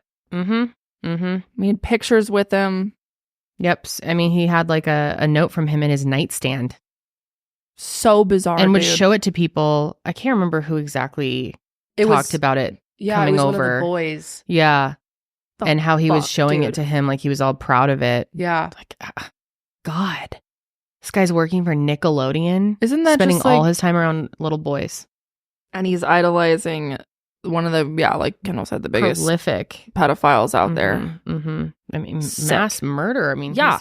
he's, Serial killer. dressed as a clown. And I mean, it's very, Mm-hmm. you can see why Brian Peck looked up to him. Yeah. He went around, he was this childish. Preying on little boys. Yep. Also, Let me go be the clown at the birthday party and trick all these parents. I mean, he like had the handbook laid out for him of how to make Yeah. your way into children's lives. he does kind of look like him a little bit too. He little does. bit. Yeah, Yeah, a he tiny kinda bit. does. Yeah. Sick. Brian worked as Shia LaBeouf's acting coach in Holes, which is a Disney movie. So the dude's around kids all day, every day. Yep. His Really dream great. job. Circling back to Growing Pains, though, Brian worked very closely with Leonardo DiCaprio, and the show didn't really touch on any of this except for when Drake's dad was comparing Brian's behavior with Leo to his with Drake's. Mm-hmm. Drake's dad, which by the way his name is Joe, mentioned how this always felt so inappropriate, but he did what he could for Drake, being present as he was allowed to be by Brian and others on the set. Yeah, that was one thing that he brought up that I like definitely give him major accolades for is like, you know, when he said when other parents would just stay back in the green room, he would be there Mhm. on set as much as he was allowed to be. He like really tried to keep an eye on Drake and what was happening and called, you know, brought up the red flags multiple times and was kind of told, I don't know if we touch on this more later on, but he was told that he was bringing up he seems a little close, he seems touchy, whatever. And he was told, maybe you're just homophobic because he's gay. Yeah. And maybe you just don't understand him. And like kind of had the blame put on him for calling it out. Yeah. And he was like, oh, okay, I guess. Yeah. Yeah, that's not how I want to come across. Let's go ahead and watch actually the video of Brian and Leo on set of Growing Pains. Now, by the way, Leo is 17 years old in this and Brian's 31. What's the little drawing? Oh, the You little see, drawing. we draw drawings of each other. Brian is the famous artist, and we always make fun of each other and portray each other in silly, satirical ways. Leo's job on this set, for some reason, is to make fun of me all day long. Okay, so here we have. Leo, as you know, is the latest, hottest, hunkiest teen idol there is. Yeah, muscles. Look, speaking of hunky, huh? Leo, what's it like to be a teen idol? Ask Kirk Cameron. I don't. The hell? Now, Leo has never publicly said anything on this matter, and obviously he shouldn't have to.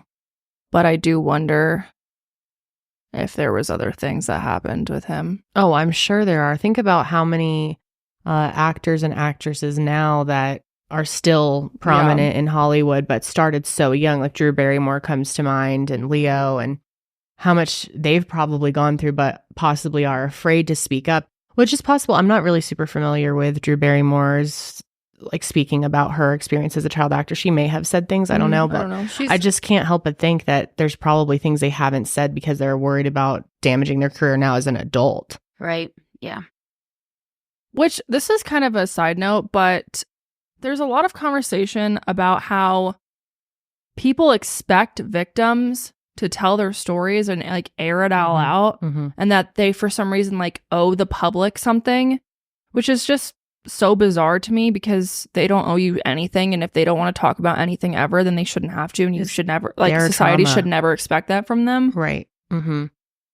Yeah. So. Like, yes, I think praising those who have come forward is a good thing, but we should also respect and praise those who have chosen to keep it to themselves. I mean, like, yes, you can make the argument that coming forward would help others, but it's sure, just not their responsibility to share what has happened to them. No, they're not, they don't owe anyone anything. No. So Brian has worked with hundreds of children for almost 2 decades, and we know a handful of victims, but the sad reality is that there are so many more Drakes and Leos out there. Yeah. So let's really dive in now to Drake's experience. In 1999, Drake auditioned for The Amanda Show when he was 12 years old and landed a role as a recurring character. And Brian, like we said, was hired as the dialogue coach during the 2nd season of The Amanda Show. He was about 39 years old when he started working on the show. And in the documentary, Drake recalls growing very close to Brian because of their shared interests, which he now realizes was probably calculated and led to grooming back. But back then, I think he probably was just, oh, what a cool guy. We share the same interests. We work together. It's great. You know, like Kendall said, Joe, Drake's dad, started noticing that Brian was hanging around Drake a little too much and gave him an uneasy feeling. And, you know, now Drake praises his dad for being as active and involved as he is because it was common, for parents to just let their kids go, basically, and do whatever they wanted. But I think as a kid, he had feelings of like, my dad's hanging around too much. Other people don't like it. Yeah. We found out that several people, including Brian Peck, were telling him, you know, your father's going to damage your career. He's a problem. He's around too much. And so as a kid, he probably was getting annoyed with his father. Yeah. But now seeing it as an adult and now a parent himself. He gets why he was doing it. Yeah. But it got so bad that it led to Joe no longer being Drake's manager and then handing the role over to his mom. Brian knew that Drake's parents had a bad relationship. So he really used that to his advantage and started going to his mom and telling her how bad Drake's dad was being.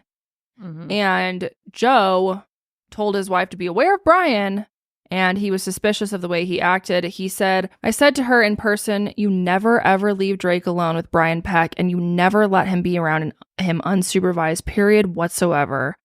And Brian just absolutely tricked her. Now, Drake's mom, I don't know much about her. She was not in this documentary. I don't know how their relationship is now. I'm sure maybe other people know, but I don't know how she feels about all of this. Yeah, I'm not sure. It's pretty frustrating hearing about all of this because by this point, by the time his dad was really out of the picture, Brian had absolutely weaved his way into every aspect of Drake's life between The Amanda Show and then Drake and Josh as well. Which a lot of this stuff with Brian took place before the pilot was even shot for that. Drake and Josh was started when Drake was 15 years old and Brian was 43 years old. And Brian would ask Drake to, like we said earlier, ask Drake to go to Dan Schneider and try to convince him to let him be the dad on Drake and Josh. So bizarre. So fucking weird. And then Drake, even at the time, was like, that can absolutely not happen because things were already going on with them at this point, which we will explain. Brian sort of took over as his manager and would drive Drake to all his auditions. He would sleep over because Drake's house was too far and his mom didn't like driving. Who fucking who? Like, what?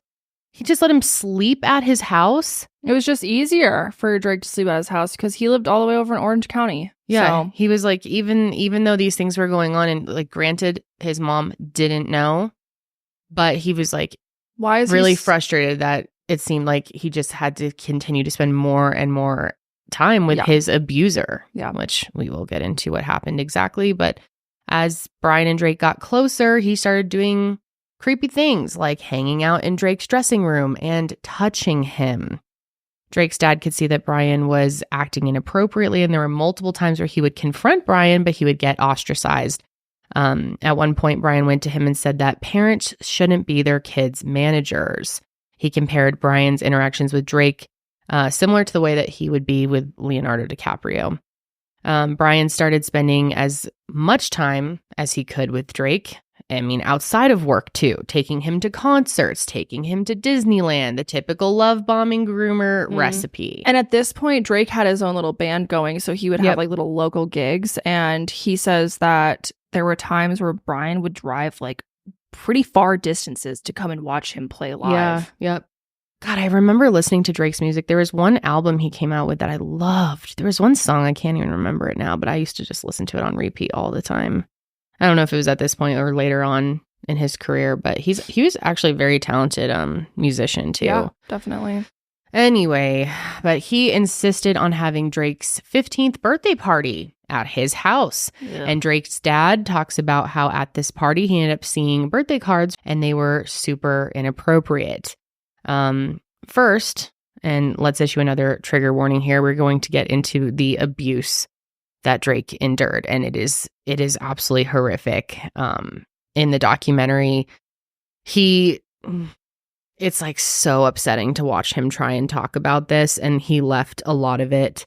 Like there was a lot of things you can tell he just was not comfortable saying, and this was the first time he really spoke out about it publicly because this was all sealed in the court system and everything. So it was just really, really hard to watch. But we ended up finding more detail about what actually happened because they flashed the court documents on the screen, and it is fucking shocking. Oh my God. So Drake recalls one time that he slept over at Brian's house, and he said he was just sleeping on the couch and he woke up to Brian assaulting him. He asked specifically what happened, and he said, "Why don't you think of one of the worst things a human can do to someone that is sexual assault, and that will answer your question." I don't know how else to put it. It was not a one-time thing. It was not an oops. You can just, you can see the pain on his face. I mean, it's just horrific to watch. I want to say too, it was so refreshing. It sounds weird to say this, but it was nice to see him seemingly in a good headspace. That sounds so weird. Obviously, you can't be in a good headspace while talking about this, but he seems like he's doing better than he was a few years ago. Yeah. Like he's sober and clear-headed and really well-spoken in this. He was very well-spoken.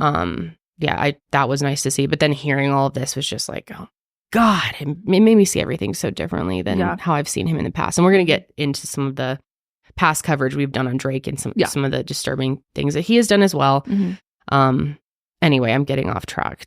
This is just all so overwhelming. But yeah, you can really just see how hugely impacted he was by all of this, how traumatized, how horrific it was. It went on and on and on.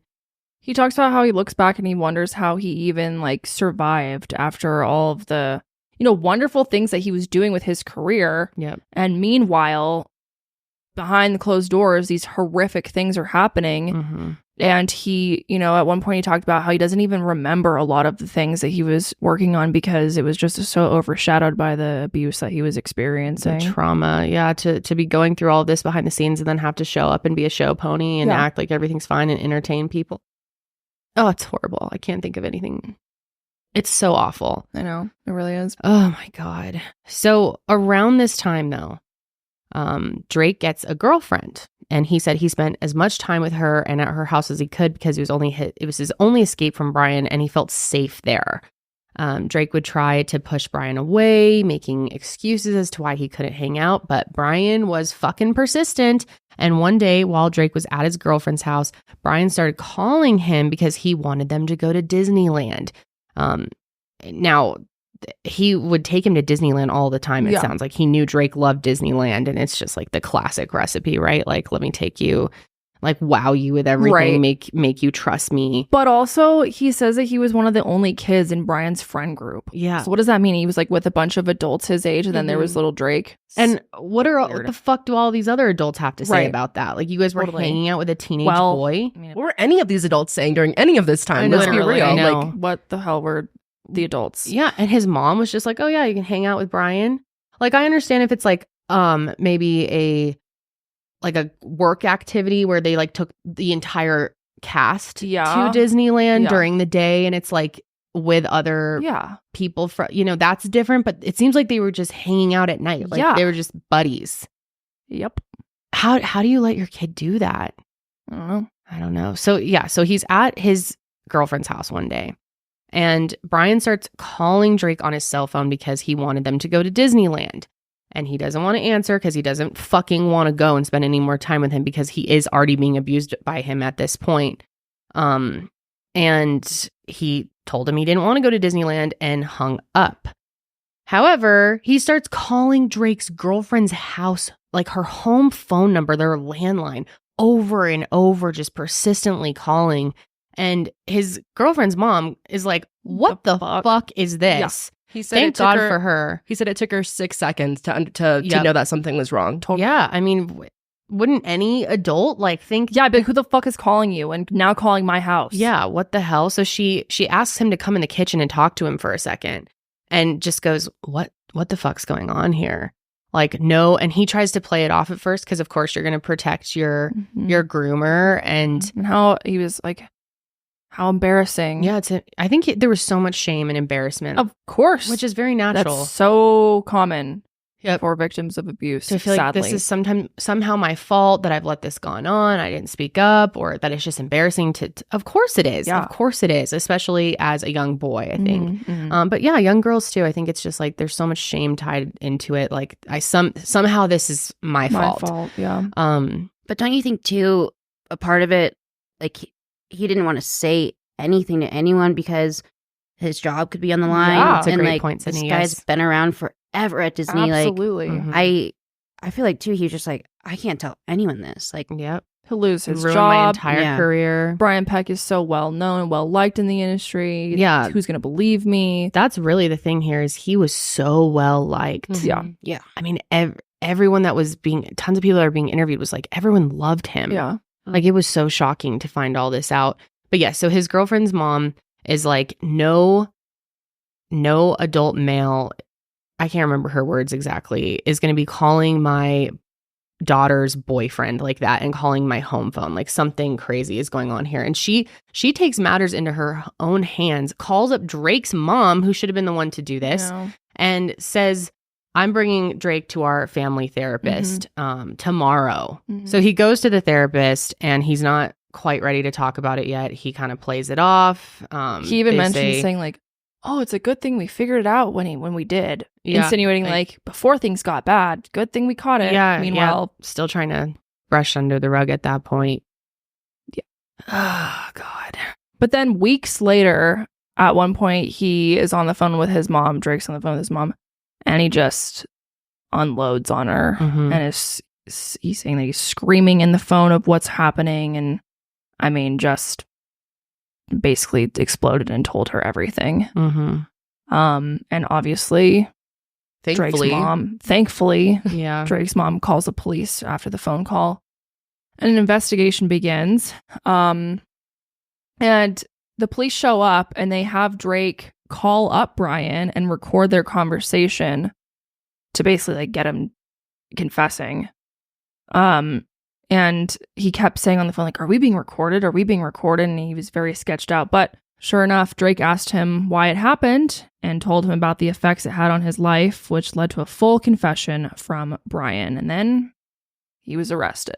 Now you think, great, Peto's arrested. He'll never work with kids again, right? Wrong. Right. Because unfortunately for Drake, Brian was extremely well connected in Hollywood at the time, and he had so much support from his peers. It was so sad to see Drake talk about how, oh my God, this part broke my heart. How much support Brian had and how alone Drake was during this whole trial. Yep. And how he was so afraid of people finding out that it was him. Yes. So Brian was arrested for lewd acts on a child on August 19th, 2003 at his house in Los Angeles. And he was charged with 11 counts, some of which included, again, this is very disturbing, a lewd act upon a child, sodomy of a person under 16, attempted sodomy of a person under 16, sexual penetration by a foreign object, 4 counts of oral copulation of a person under 16, oral copulation by anesthesia or controlled substance, sending harmful matter, and using a minor for sex acts. Fast forward, the dude is only sentenced for 16 months in prison and is ordered to register as a sex offender. Yep. 16 months. That's it. 16 months, baby. Mm-hmm. And it's so sad because Drake talks about how there's this one point. This is so sad. Where he calls up his dad while this is all going on and tells him, like, broke my heart. Brian's being arrested for molestation. His dad basically said, like, I'm glad he wasn't able to get his hands on you. And meanwhile, Drake is literally the reason why all this is happening, but he didn't have the heart to tell his dad that he was the victim of it. And he didn't want anyone else to know either. Mm-hmm. Like, other people in the industry were calling him and saying, like, did you see what happened to Brian? And he's like hiding it. Oh, it's just, yeah, dude, the trauma he went through is so fucking sad. And it's so sad because his dad talks about, like, when he finally did find out that he was obviously just, like, distraught and mortified, and that he still carries a ton of pain. Oh my God, it was heartbreaking to see. It just like, oh. You can tell his dad is so sad. You can tell his dad, like, blames himself so much for it. And, like, yeah, it's just so. How can you not? It's like horrific. He knew for so long he was calling this out and, like, trying, didn't want to, like, fuck up his son's career and, like, it's so horrible. And then it gets even worse. They go to court and he's referenced in court as John Doe. Up until this documentary, like, no one has, and that's what's so crazy is which I know why they did that, and it's good he was protected. That's what he wanted, but that's like why this should have been a huge story. I can't believe this is not like a well-known fact that this happened. You think of all the kids that, like, I mean, in between this time that, like, I mean, the same thing happened to, you know what I mean? Like, if this was uncovered at the time, like, maybe there would be better laws. Maybe there would be more regulations to avoid this kind of stuff. And not putting the blame on him on Drake whatsoever. I'm just saying, like, imagine what it would be like right now if this shit came to light when it was happening. Yeah, it should have been a massive story. Like, even if Drake's name wasn't attached to it, like, you know, this guy works with kids. Why was this not, like, huge news at the time? Yeah. Why was his reputation not forever ruined at that point? I think it's because, I mean, it's quite obvious, right? He works for Nickelodeon. If this was exposed, Nickelodeon would be screwed. Yeah. And they don't want blood on their hands. They don't want the bad rep. Like, they don't want the bad press. They're trying to just quickly move on because they don't want to be negatively affected by this. Dude, fuck Nickelodeon. So many people let this slide for so long. So many people. For 3 of these predators to be in the industry for so long, and, like, some of them continue their career, which we'll get into. It's like, how? All these Nickelodeon executives are culpable. Everyone's fucking culpable. For sure. I mean, how many people saw all these, like, extremely perverted scenes that they're making children do and just okayed it and moved on? And we're going to get into some of those because some of those are so fucking disturbing. A lot of those happen, like, more recently and, like, by Karelly and Victorious. That gets a lot. It gets a lot worse, But yeah, it was so sad. He was talking about how the courtroom was full of supporters on Brian's side.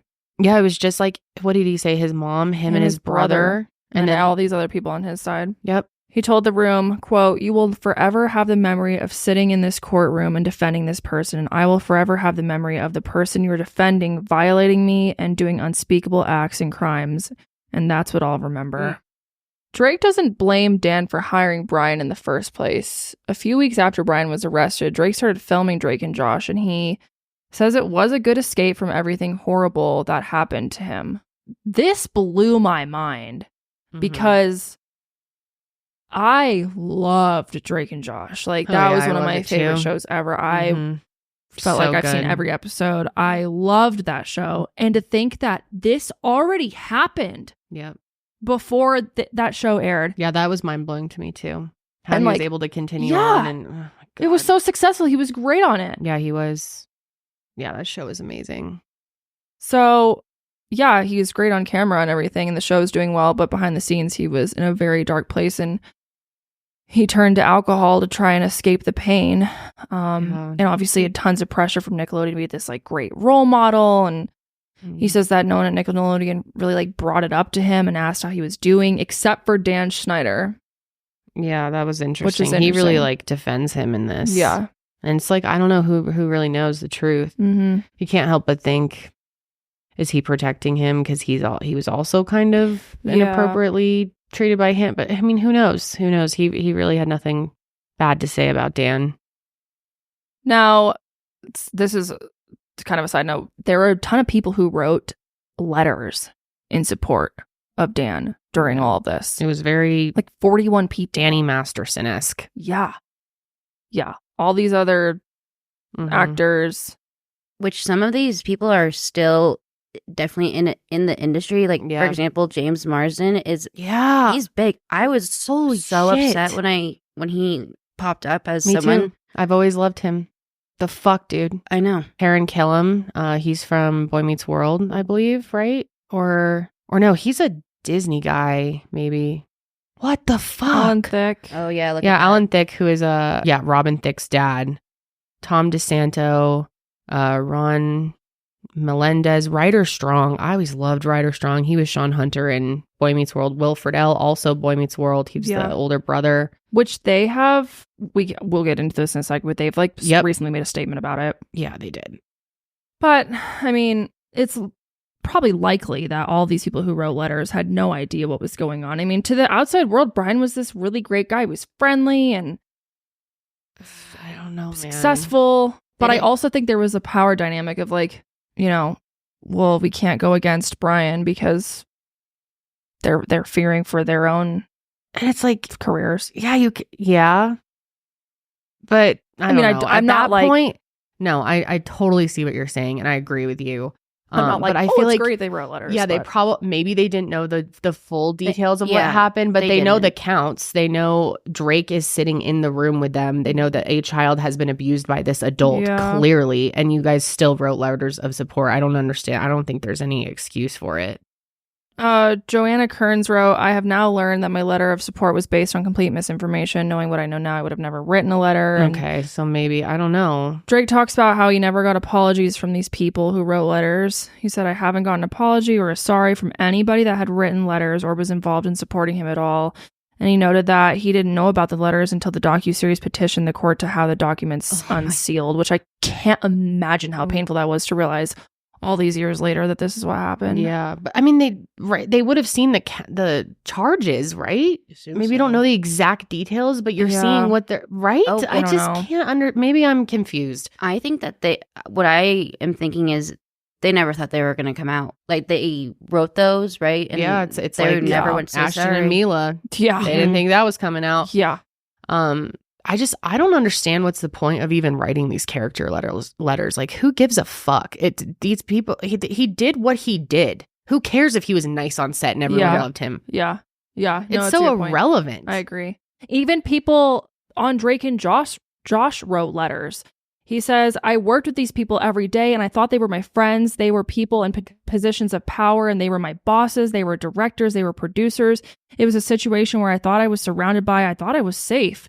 I thought, okay, I thought I got rid of the cancer has been carved out and we're better now. And I had no idea that for 4 years I was working alongside people who had supported him. That's the other thing is like after all this came out, then they go and film Drake and Josh. Meanwhile, he's literally working with people who wrote letters.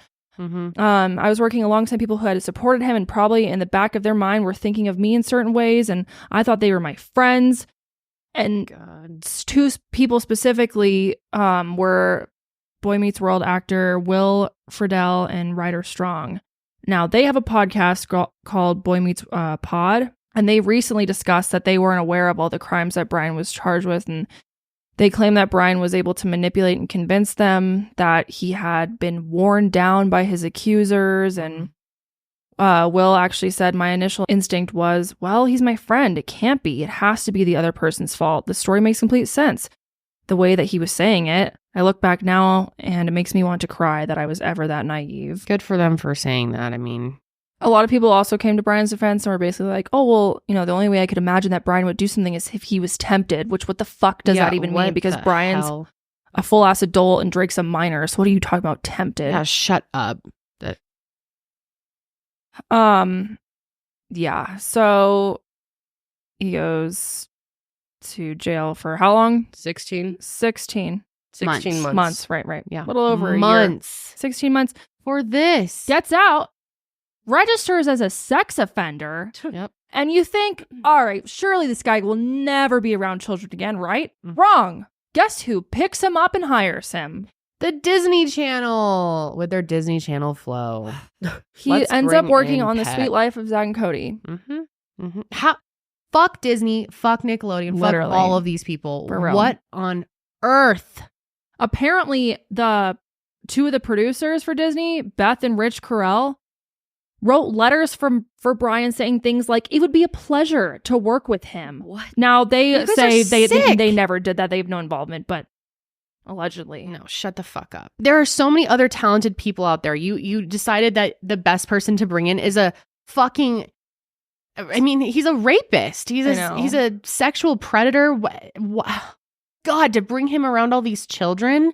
God, these people only care about money. Why? Why would you do that? I know. And maybe they figured like, oh, well, no one really knows about it. This was pretty swept under the rug, so we'll get away with it. I just cannot wrap my mind around how this could have happened. I know. And like, oh God, I loved Zach and Cody too. Loved I think that fucking, like, can you imagine if our parents knew that when we were kids and we were watching that show? Like, oh yeah, this is like, was it produced by him or he just worked on it? By who? He was By Peck. No, he was I think he was a dialogue coach again. Now he was fired by Disney Channel. Yeah, he didn't work there for very long at all. Yeah. Well, the fact that y'all even gave him a job knowing his bizarre. criminal background. Do they not do a background check? You would think that they'd be so strict on a children's set when it comes to who is working there. Yeah. What? I know. What? It's Oh my crazy. God. And it's like, you would think like the way that we're talking about these things, like it seems like, oh, this would happen like back in the fucking 60s or something when everything was really fucked up. But like this was not that long ago. Nope. No. So it was like within like 15 years. God, I'm so fucking pissed off and shocked. Yeah, he only worked on The Sweet Life for 3 episodes and then he was fired. Still. I know, still. Like I'm what not, the fuck, dude? What? Disney, what were you doing? Why was he fired? Does it say? Because they're like, oh, wait, you're Brian Peck? Maybe that's why. Yeah, do we know why he was fired? I think it was because they found out. They found out, yeah. How did you not? Hold on. Okay. Come on, you had to have known. No one in that room, no one that worked there was aware of this. You guys didn't do like a background check? He's a registered sex offender. They had like, to yeah, have bring him known. in. Let's let him work with the kids. Coach him on dialogue. God, this is like so mind blowing, dude. We obviously need to talk about Drake's charges. Yeah. I don't know how how many people are aware of it right now because the focus is really on Drake as a victim, and like he absolutely is, and obviously we know hurt people hurt others. He was severely abused, and like there's a lot of contention with this and things that are being claimed that he says didn't happen.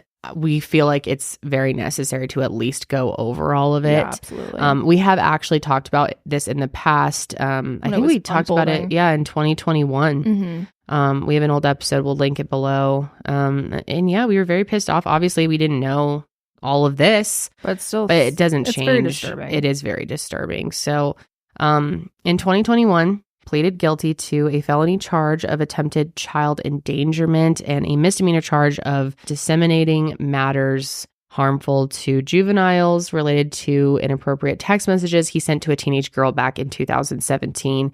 He was sentenced to 2 years of probation and 200 hours of community service. And the victim called Drake the epitome of evil and accused him of grooming that began when she was 12. Before allegedly sexually abusing her at 15. She said he was calculating, he preyed on me and sexually abused me. She also accused him of sending her pictures of his genitals. She said he is a monster and a danger to children. Now, he was not charged for doing anything physical, and he and his attorney insisted that the contact included only text messages, not photos or anything sexual in nature. Drake said, I took responsibility for that, and I did what was asked of me, but the media grabbed a hold of so much information and it misinformation, and it absolutely destroyed me. And he continued by saying, it's been a 3-year thorough investigation into every false claim that's ever been made. And it's not me telling you that the claims are false, but the state of Ohio has proven the claims to be false. If these claims were remotely true, my situation would be very different. I would not be here at home with my wife and son. Drake is married and has a child now. I think although he's divorced. Yeah. So like who really knows what happened there? I mean, clearly something disturbing has definitely occurred. He claims that after he learned her age that he stopped interacting and responding to her. But apparently, according to him, that this person continued to like go to shows and paid for meet and greets, all while Drake was unaware that that this was the same person that was communicating with him online. And that's essentially what he pled guilty to. He said, I want to make it clear that there was no sexual images, nothing physical between me and this individual, and I was not charged with anything physical. I was not charged with disseminating of photographs or images or anything like that. That is strictly over text messages. And when I was presented with a plea deal because of the messages, I felt that it was the best way to get over this quickly and for everyone involved to be able to move on and for me to get back to doing what I love, and that's making music for you. So again, yeah, I don't know.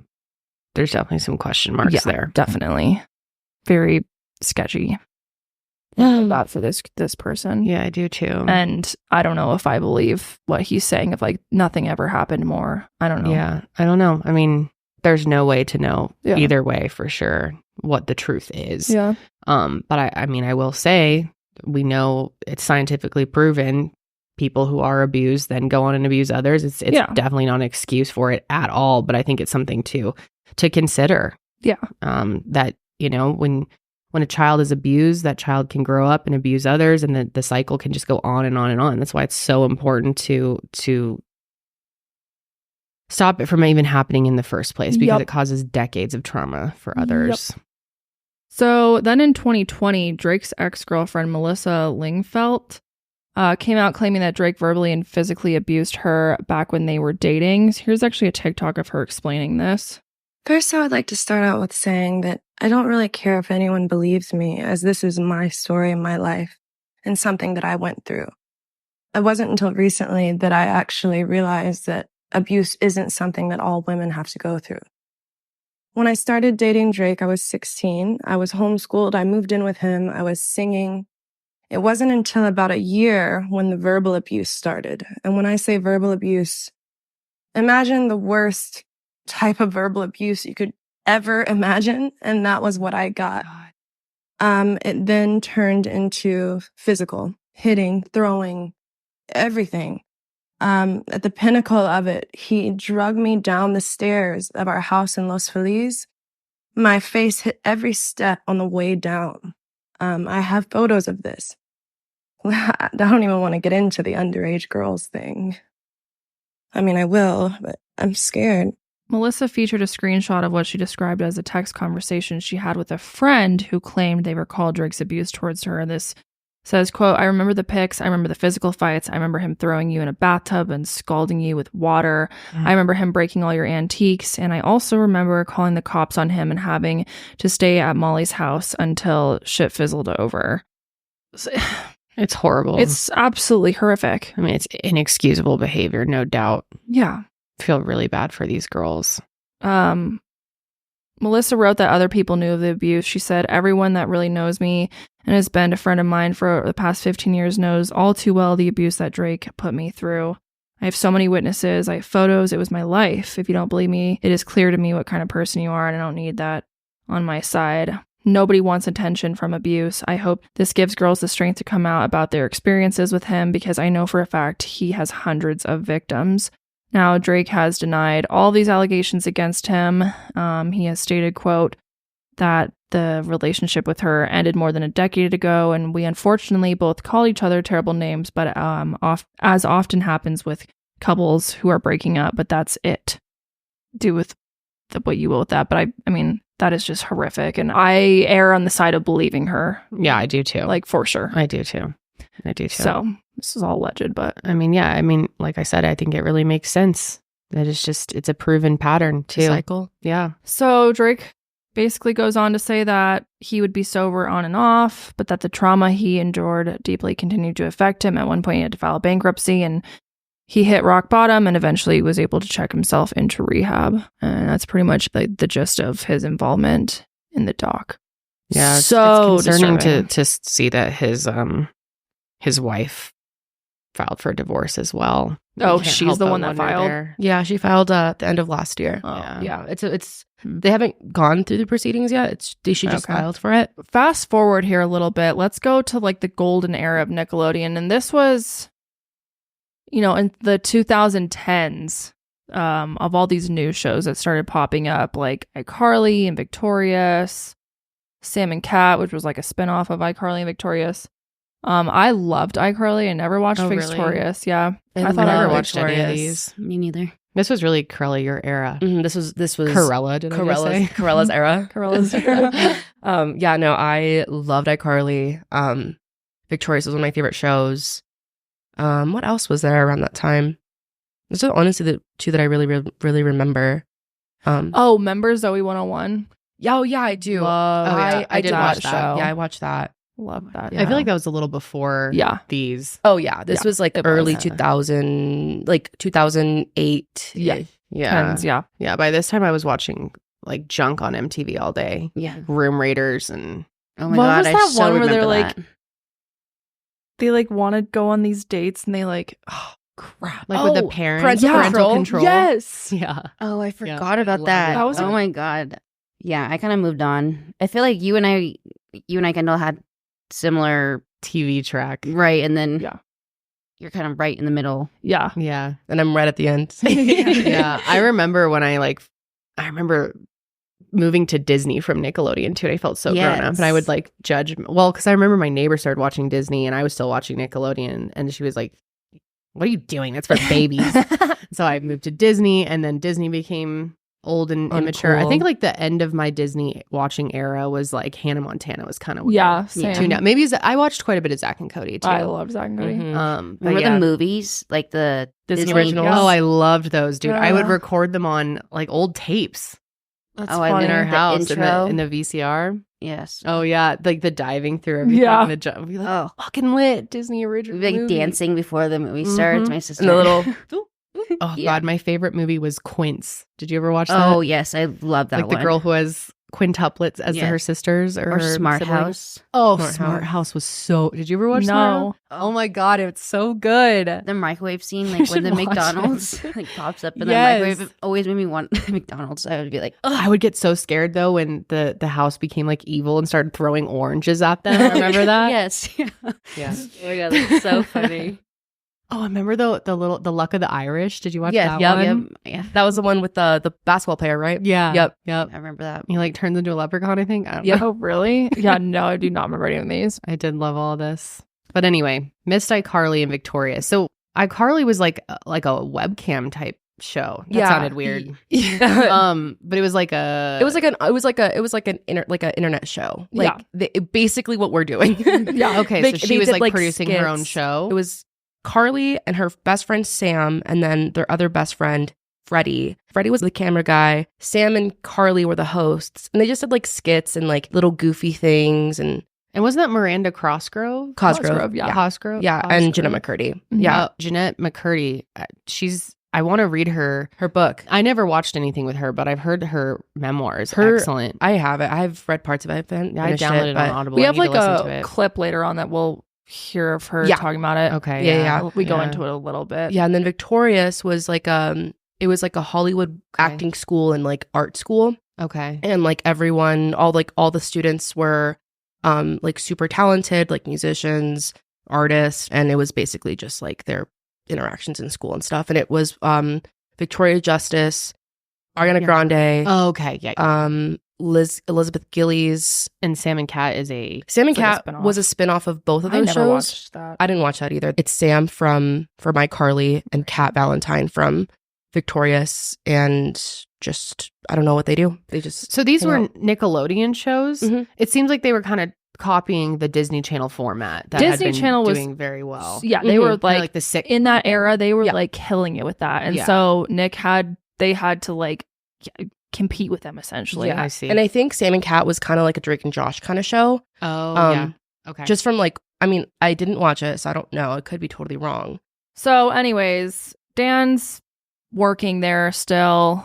He was being very creepy behind the scenes, asking for massages from female crew members and kids on the set. Yeah. So what's up with these like grown men asking for like massages? Yeah, and not just, and it seemed like when it wasn't children that were doing it, it was other women that worked there. Like there was one woman who talked about with Dan how she was like a costume designer and she was working on multiple shows. She was extremely busy, and he would like message her somehow or call her come get me and a be massage. like, come give me a massage. She'd have to drop everything she was doing and massage his ass. Yeah. There's like, come on, dude, you don't have money to bring in your own massage therapist, you fucking weirdo. Totally. How is this happening? I know, it's so bizarre. Yeah, so obviously these people are like, well, we can't really say no because it's Dan. Dan has all the power here. Okay. Yep. And like the Dan was legend. over-sexualizing mostly the girls. And now this is kind of disturbing. There was these like extra scenes from Victorious that wouldn't have been okay for TV, but still were like filmed. And it was called The Slap. And it was a YouTube channel. Yeah. And they also had the slap.com. The Slap was the social media on the show. It was like a fictional social media, but they also had the Slap in real life. Like they had like it was like a Nickelodeon website. And think, not good for TV, good for YouTube. Good for YouTube. Yeah. Like, oh, we can get away from it. Where and they got away with we don't have advertisers and much. stuff. They got away with it. Doesn't Let's watch Slap some of this. sound kind of like a porn? Yeah. Yes. And this is Ariana Grande in Victorious. Just another trigger warning. Yeah, this is really upsetting. Said something like a sentence and thought to yourself, wow, like I bet nobody else on earth has ever said those exact words that I just said. That happens to me a lot. So now, just for fun, I'm going to say 3 sentences that I bet not one person has ever said before in the history of mankind. Sentence number 1. Oh man, my uvula got stuck between that hamster's toes. See? That could never happen because your uvula is that swingy thing in the back of your throat right here. Yeah. Ew. Oh my God. So there's no way you could get it stuck between a hamster's toes. Sentence number 3. This is so gross.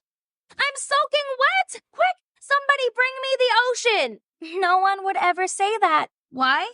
Because if you were soaking wet and you were upset about it, the last thing you'd want is for somebody to bring you the ocean. Because the ocean is even more wet than even the wettest person in the world. Have you ever tried to get your whole big toe in your mouth? Check this out. Feet. Oh, yeah. The foot thing. Ew. Sometimes I wonder if you can get juice from a This part is potato. awful. Yeah. Oh my God, this makes me so Yeah, it's just, uncomfortable. yeah. Is it possible for a teenage girl to drink water upside down? This is also This is the worst. Ugh. I'm thirsty. Ugh. Ew.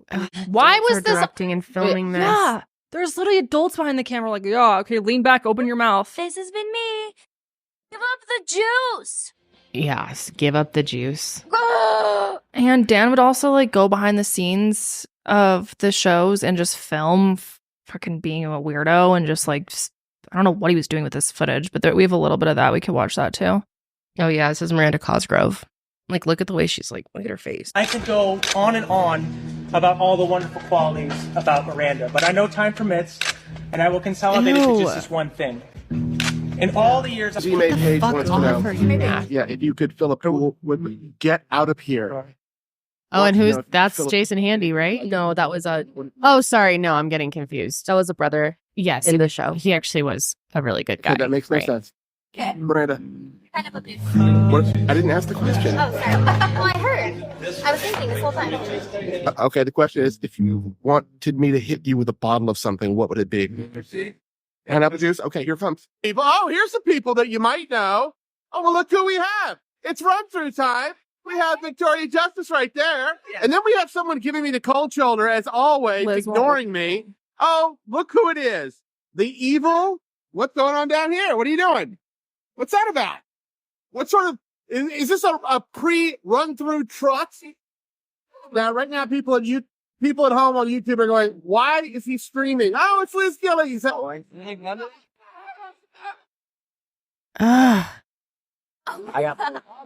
write hat of spoons, and we get hat of spoon. A hat of spoon. This is why I'm in Hollywood. Yeah. Get your cereal, kids. Yeah. Kisses. What's on that the guy's cheek. name? I was actually watching something about him last night. He was actually trying to subtly call some of this out. Jerry Trainer. Yeah. Yeah. People have been really I like him. giving him kudos for, like, there were times where I can't tried to, remember like, interject. Yeah. Was like really trying to protect them, but also under the power of Dan. During a red carpet event, Dan said things like, I like when the cast gets sassy. I can put them in any horrible predicaments. Fuck are you talking about, you weirdo? And, of course, the Kids' Choice Awards was the time to celebrate Dan. Did you guys watch that growing up? Oh, yeah. That was a big night for us. Getting slimed. Which I'm like... I know now. It's it literally breaks my heart. It was like my dream as a kid to like get slimed. That looked so fun. I always thought it looked delicious. Yeah, I did too. I don't know why. I like assumed it was candy or something. Yeah, now thinking about it, it's all the goos. This guy like loved goo and like Big Fat Liar. I brought that up too. Like, it's just something weird about it, man. Yeah, in 2014, he was awarded the Nickelodeon Lifetime Achievement Award. Good Dope, for you. And the cast handed it to him. Now, one person who wasn't there was Jeanette McCurdy. And like we talked about, she wrote this book called I'm Glad My Mom Died. And I haven't listened to the book. Karelly, you said you've listened to a good portion of it. Yeah, I've read a portion of it, yeah. And yeah, she talks about this one character, I guess, this one person. She doesn't name him by name, but she calls him the creator.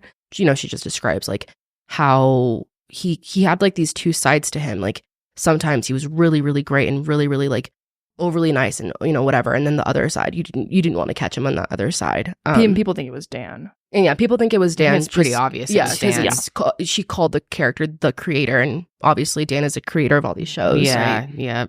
yeah. She said that this person was pretty abusive, and Dan sure does know how to make you feel worthless, right? He actually told her, you would work at Yogurtland if you didn't work for me. Again, we don't know that's for sure, Dan, but seems that way. I wonder if she'll speak up more after all of this is like kind of come out. I think she's already kind of said everything she's going to say about it, to be honest. Yeah. Because, yeah, she does get pretty, and there's other things too that I can't remember right now that she says in the book, but I think, obviously this has affected her in so many ways as well. I need to listen to that. Yeah. It's Glad my mom died. Because her mom had cancer, right? She did, but the reason the book is called that is because like her mom was her abuser. Yeah. Like her mom was, coaching her to be a child's actor, and she would tell her that she didn't want to do these things, and her mom would like fat shame her, and just like she's like the reason for her like eating disorders and so many things, and she's like, the day that my mom died is the day that I finally felt free. Oh God, that's horrible. I want to listen to that. So things on set of Sam and Cat got so bad that Nickelodeon launched an internal investigation, and Dan was really the one who was creating that toxic culture. Surprise, surprise, been doing it forever. And after investigation, Dan wasn't allowed to interact with the cast anymore. Now, Dan claims this was not the case, that he was not barred from working with the actors, but he just chose to go ahead and work from his office and give notes that way. Which I don't know, makes no sense. But in 2017, 3 years after Dan was banned from working with actors on Sam and Cat, he went back to Nickelodeon to work on 2 new shows, Henry Danger and Game Shakers. Never heard of those. I've never heard of them. I never watched these. Henry Danger was from 2014 to 2020, and then Game Shakers was 2015 to 2019. Yeah, so I was in college then. But anyways, things were starting to look different because around 2017, the metoo movement is taking off. And people are coming out and speaking about their abusers and enduring, abuse. And someone from costume design came forward and reported Dan for his inappropriate behavior, and Nickelodeon then opened an investigation into him. And then in March of 2018, it was announced that Dan was dropped from Nickelodeon. And to Dan, this was a big shock. For all those years, he was able to do basically whatever the fuck he wanted. And it was finally catching up to him. I wonder if this was a big shock. I'm sure it was in Hollywood. And like, did the general public like really know who Dan was? Was this like totally shocking to everyone else? Or was this kind of like news that no one gave a shit about? I don't know. I think people kind of knew I never knew anything about Dan before all of this. Because I was always like really intrigued by like the little like production thing at the end of the shows because it was Schneider's Bakery. But yeah, that's the only reason why I knew him. And also, I remember that Kids' Choice Award when they gave him that award. You remember that? Mm-hmm. And also really funny, side note, is Nickelodeon has only given out 2 Lifetime Awards. The first one was to Dan, and then the other one was 2023 or 2022. They gave it to Optimus Prime. That's so weird. The character? Yeah, the Transformer. Oh God, it's funny. I thought that was just really interesting. Hey, he deserves it. Yeah, exactly. More so than this motherfucker. Yeah, seriously. So the investigation didn't find any evidence of sexual behavior or inappropriate relationships with minors, but it did find evidence of him being abusive to others in the work setting. So Nickelodeon basically paid his ass off. They wrote him a check for $7 million and sent him on his way. God, $7 million after you get caught for doing all this shit. You get paid. Like, what kind of fucked up world do we live in?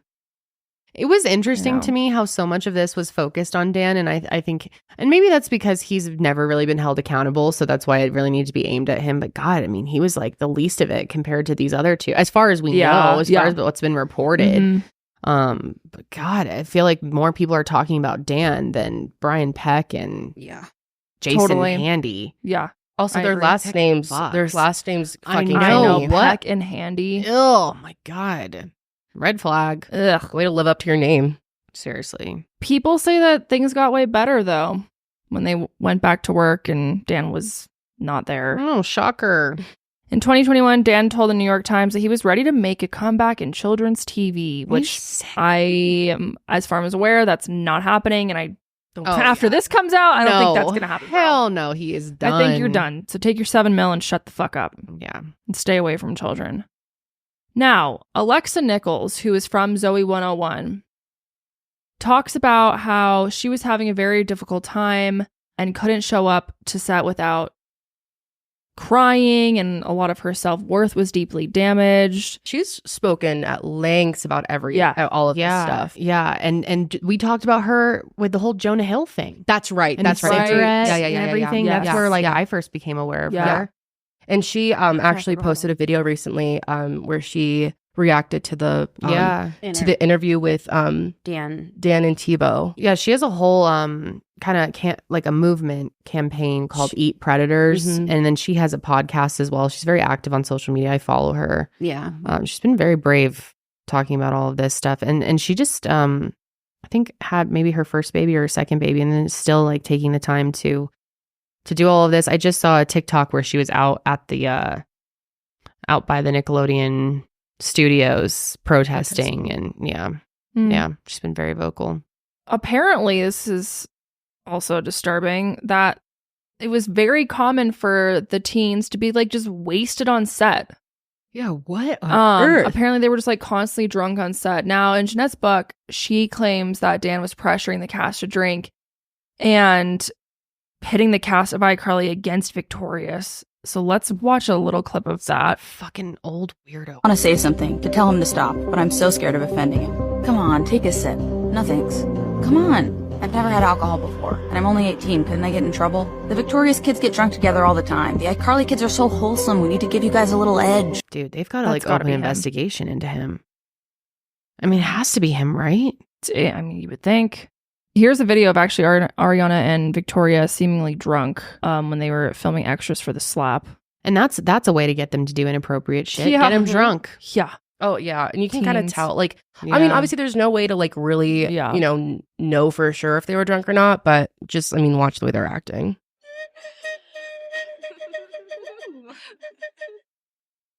Okay. And you need to be serious. Ariana Grande like breaks character for a second. Let's be serious. Okay. All right. I want to start over. No, there's no do-overs. No do-overs? Was her character supposed to be kind of like ditzy? Nope, and not now. That's when she broke character, because you'll see. 3 o'clock in the morning. AM! Yeah. God, she's annoying. Oh, it's that time already. But yeah, they're just... So Kat is obviously spending the night at my house. Hey, want to make a prank phone call on a vintage telephone that looks like an airplane? But I don't have a vintage telephone that looks like an airplane. Lucky for you, I do. This is Kat Valentine. Do you want to say hi to my pretty friend Tori? You're not talking to anyone. Yeah, I mean, clearly there's no way to tell if they're actually drunk or just being goofy. Yeah. But people have speculated that clips like that. It seems like it.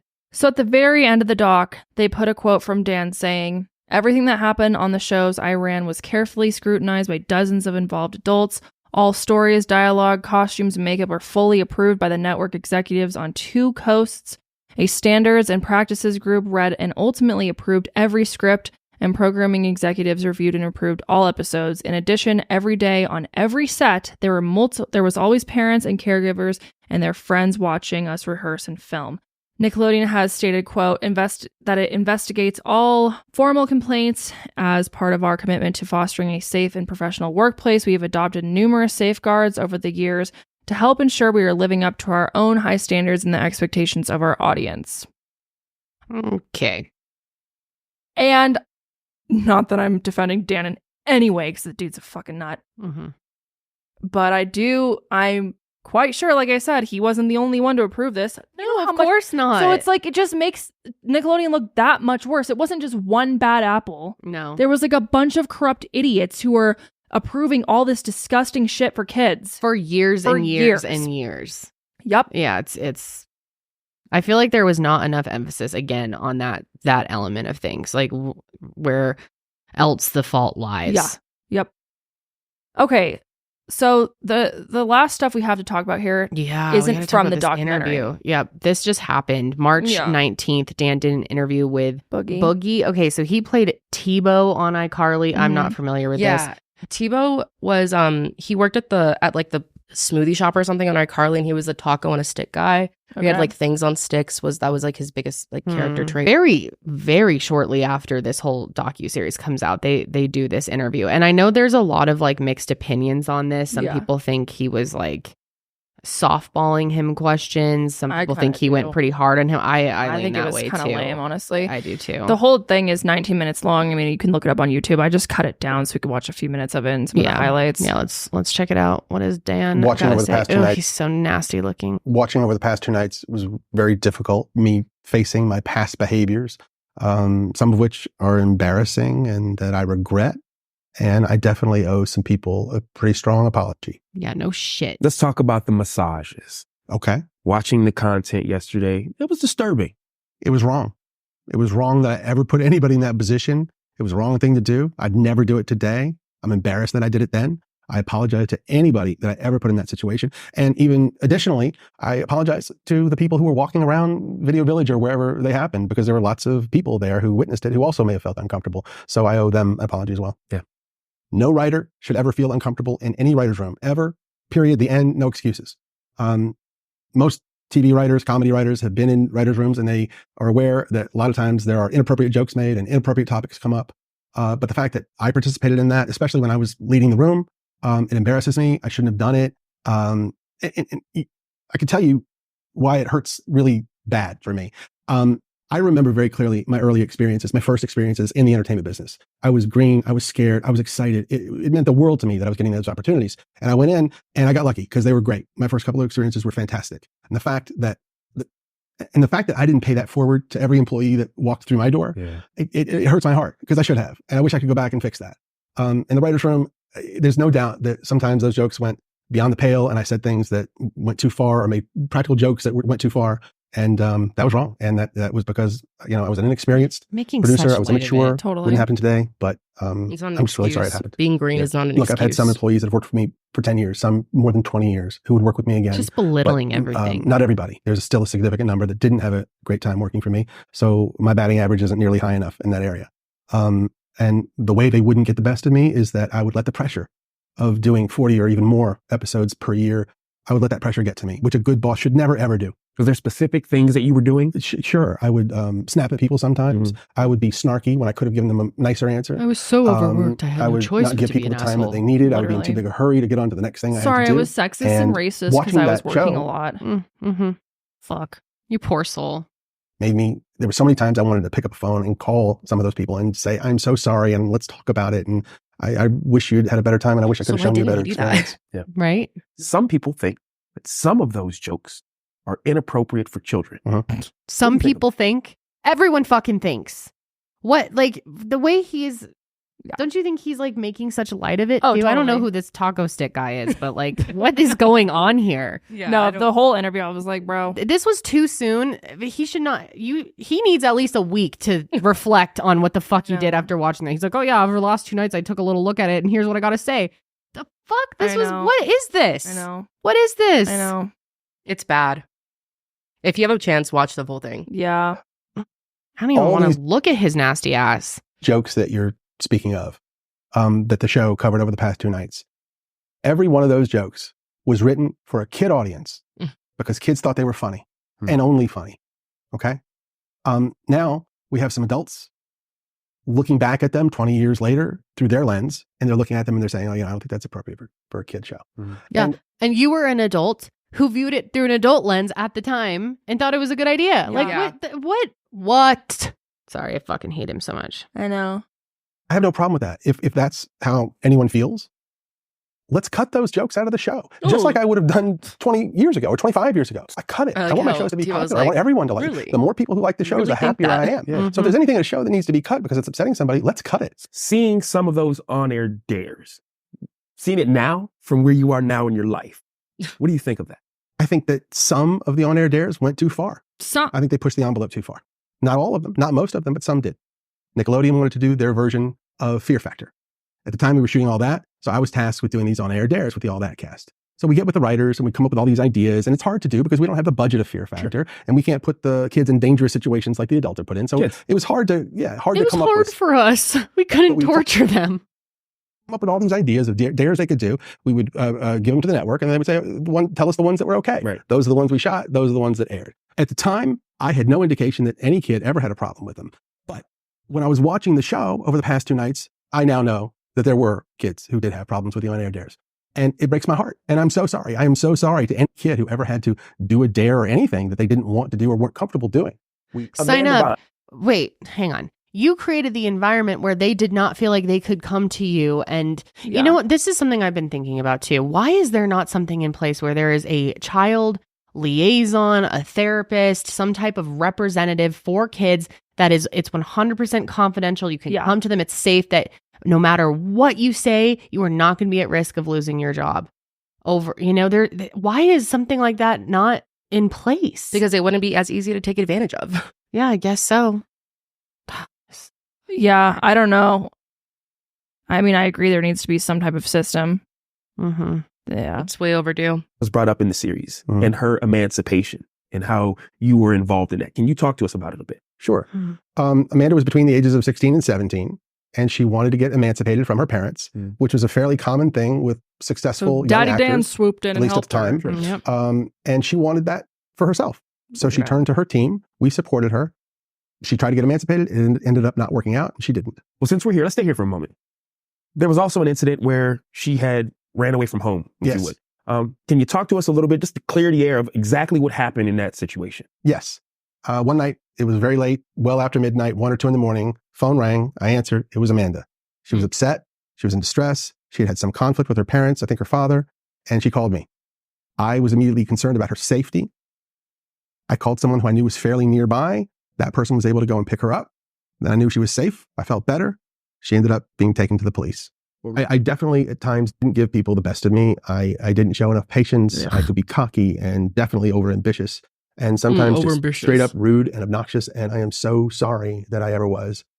Hang on. One thing we didn't bring up yet that I wanted to quickly touch on was with one of the writers, Karelly. Can you remind me of their names? Christy. Yeah. So Christy was obviously dealing with being paid half a salary at this point. And one day Dan dared her in front of the whole group to eat 2 pints of ice cream in 30 minutes for $300, I think. Like that. And she did it and she threw up. And then the motherfucker didn't even pay her. Then fast forward a couple of weeks, months, I don't know. He says there's a fly in the room, in the writer's room, and he says $30 to whoever can kill the fly, which is such, first of all, like a show of power to be like, oh, let me like get people to do my random dirty work or like make them do funny dares for, it's so weird. And then she brings up to him or someone killed the fly, I think, and then I think she killed the fly. She killed the fly, and then she said, I'll add it to your tab. Yeah. And he got so pissed at her. He brought her in his office and was like, how dare you embarrass me and make it look like I'm not good on my bets? Like, and that's just one example. It's just something I wanted to bring up. Like, this is the kind of behavior that he had, and he's trying to minimize it so much. 100%. Like, I was just slightly inappropriate. Didn't realize. I'm so sorry. Sorry. Like, hate, double hate, love entirely. So yeah, I mean, that's the gist of it. I mean, there's more, but you can look it up and watch it for yourself. Yeah. Moving on here, Josh Peck actually came out and made a statement because a lot of people were like, where the fuck are you, bro? Which a lot of people were pissed at him for not like reporting this stuff, but like he was also a child. Yeah, and the whole Josh Peck thing is interesting because there was a lot of drama. Like, remember when Josh Peck either didn't invite or uninvited Drake to his wedding? I mean, you do have to consider that Josh was aware of what Drake was doing as well, and like has every right to not invite someone to their wedding. We don't know their relationship or what was done, and Drake obviously was not in a great place, right? And people have been like, why did you want to invite him to his wedding? Why haven't you spoke up? He doesn't have to. He doesn't have to. For all we know, he's been through shit too. Like, he was chances are most child actors are groomed or have been through some traumatic experience at some point. And I believe Drake was raised by a single mother, and my sister was telling me. Josh was raised by a single mother and had a lot of pressure on him to be like the breadwinner for his whole family, like so much on the line that he probably felt like, if I speak out on anything, and who knows what he even knew to speak out on. But he has that same pressure of, I could lose it all or like ruin things for my family. If I am the tattletale, all the other kids are gonna be like, oh, Josh is the one that's ruining it for us. Like, it's so much more complicated than like, oh, well, why didn't Josh say anything? Like, yeah, in a perfect world he would have, but I did hear he posted some weird video after this documentary came out, or like recently, and people were upset about it. I haven't really looked into it. I don't believe that's true. I think it was a fake account posted a video, and it was like some old thing, and it was deemed not him that it wasn't the account. Okay, that's good to know. Yeah, I think it's insane that people went after him so hard, and I'm glad that Drake stood up to him and was like, we've talked privately and like, we're good. Yeah. Maybe they can reconnect after all of this, because I'm sure Josh has been through some shit as well. But if they don't, then oh well. Like, again, victims do not owe you shit. Like, at the end of the day, if they don't want to speak up publicly about it, doesn't mean that they're not doing it behind the scenes. Right. Yeah. You know what I mean? It seems like people were going harder after him than they were after like Will Friedle and Ryder Strong, who like wrote these letters of support. I mean, and Josh never did anything like that. And again, he was a child. Yes, exactly. He's a kid. He said on Instagram, I finished the Quiet on Set documentary and took a few days to process it. I reached out to Drake privately, but want to give my support for the survivors who were brave enough to share their stories of emotional and physical abuse on Nickelodeon sets with the world. Children should be protected. Reliving this publicly is incredibly difficult, but I hope it can bring healing for the victims and their families, as well as necessary change to our industry. And Drake has confirmed that Josh did reach out to him individually. So I just wanted to let you know that he reached out to me, and it's been very sensitive, but he has reached out to talk with me and help me work through this, and it's been very great. Okay, bear with us, guys. We're getting through this, but there's just so much to talk about.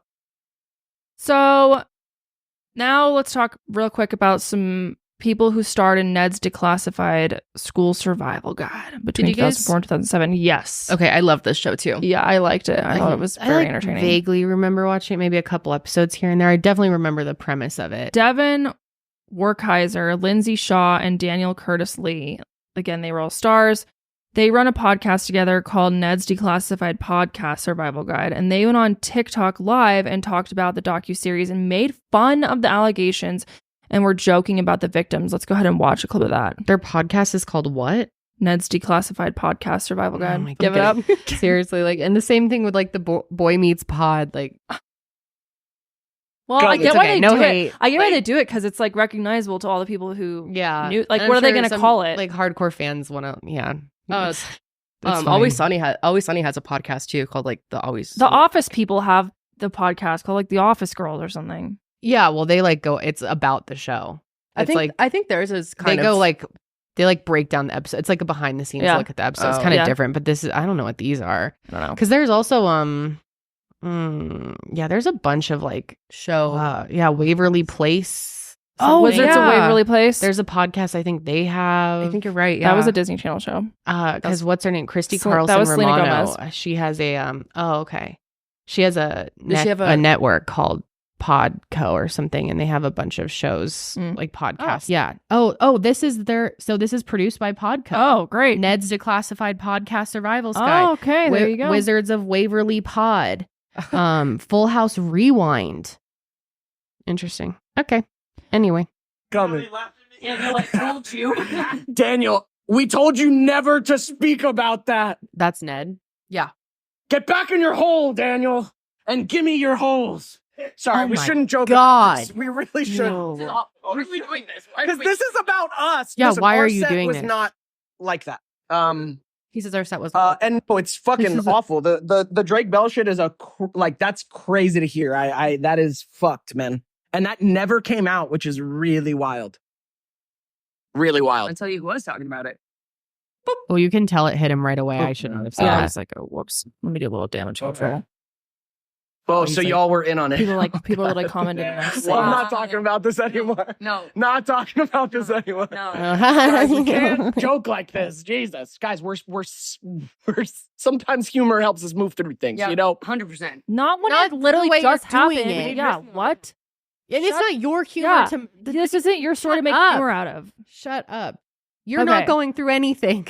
You just said it didn't happen on your set. Drake's he retweeted about it. He said, Ned declassless. This is wild. Laugh it up, guys. Laugh it up. Give me your holes. Really? Yeah, that's so gross.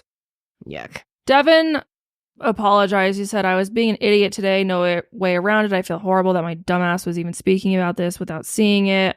I watched Quiet on Set tonight and I'm horrified by the gravity of what Drake and others shared. Truly heartbroken about what my fellow actors went through. I can't believe they weren't protected. I'm sorry for compounding any hurt. Yeah, bonehead move. You spoke how you felt. Yeah. Okay. Last bit here.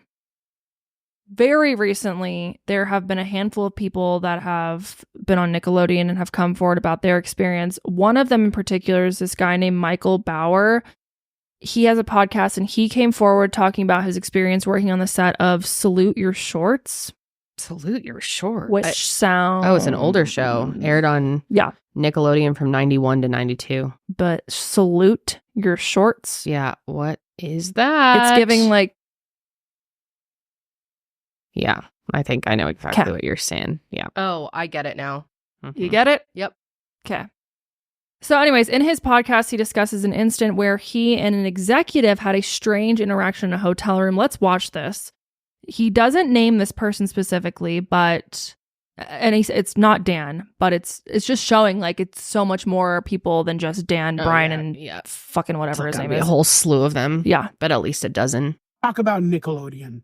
Is Nickelodeon at fault for every one of these people in the documentary and every one of these situations? Again, until new legislation is set and something is different of hiring and not looking into situations enough, company with millions of dollars, and they need to do better. Yeah, they're at You fault. can't blame Nickelodeon, but you got to blame the people that worked for them and did the hiring. And the reason I bring up the people that were working for Nickelodeon is because I was on a Nickelodeon show in the 90s, in the early days of Nickelodeon, before all of these mid-90s where all these bigger shows got bigger and better. We were at the forefront of my show called Salute Your Shorts.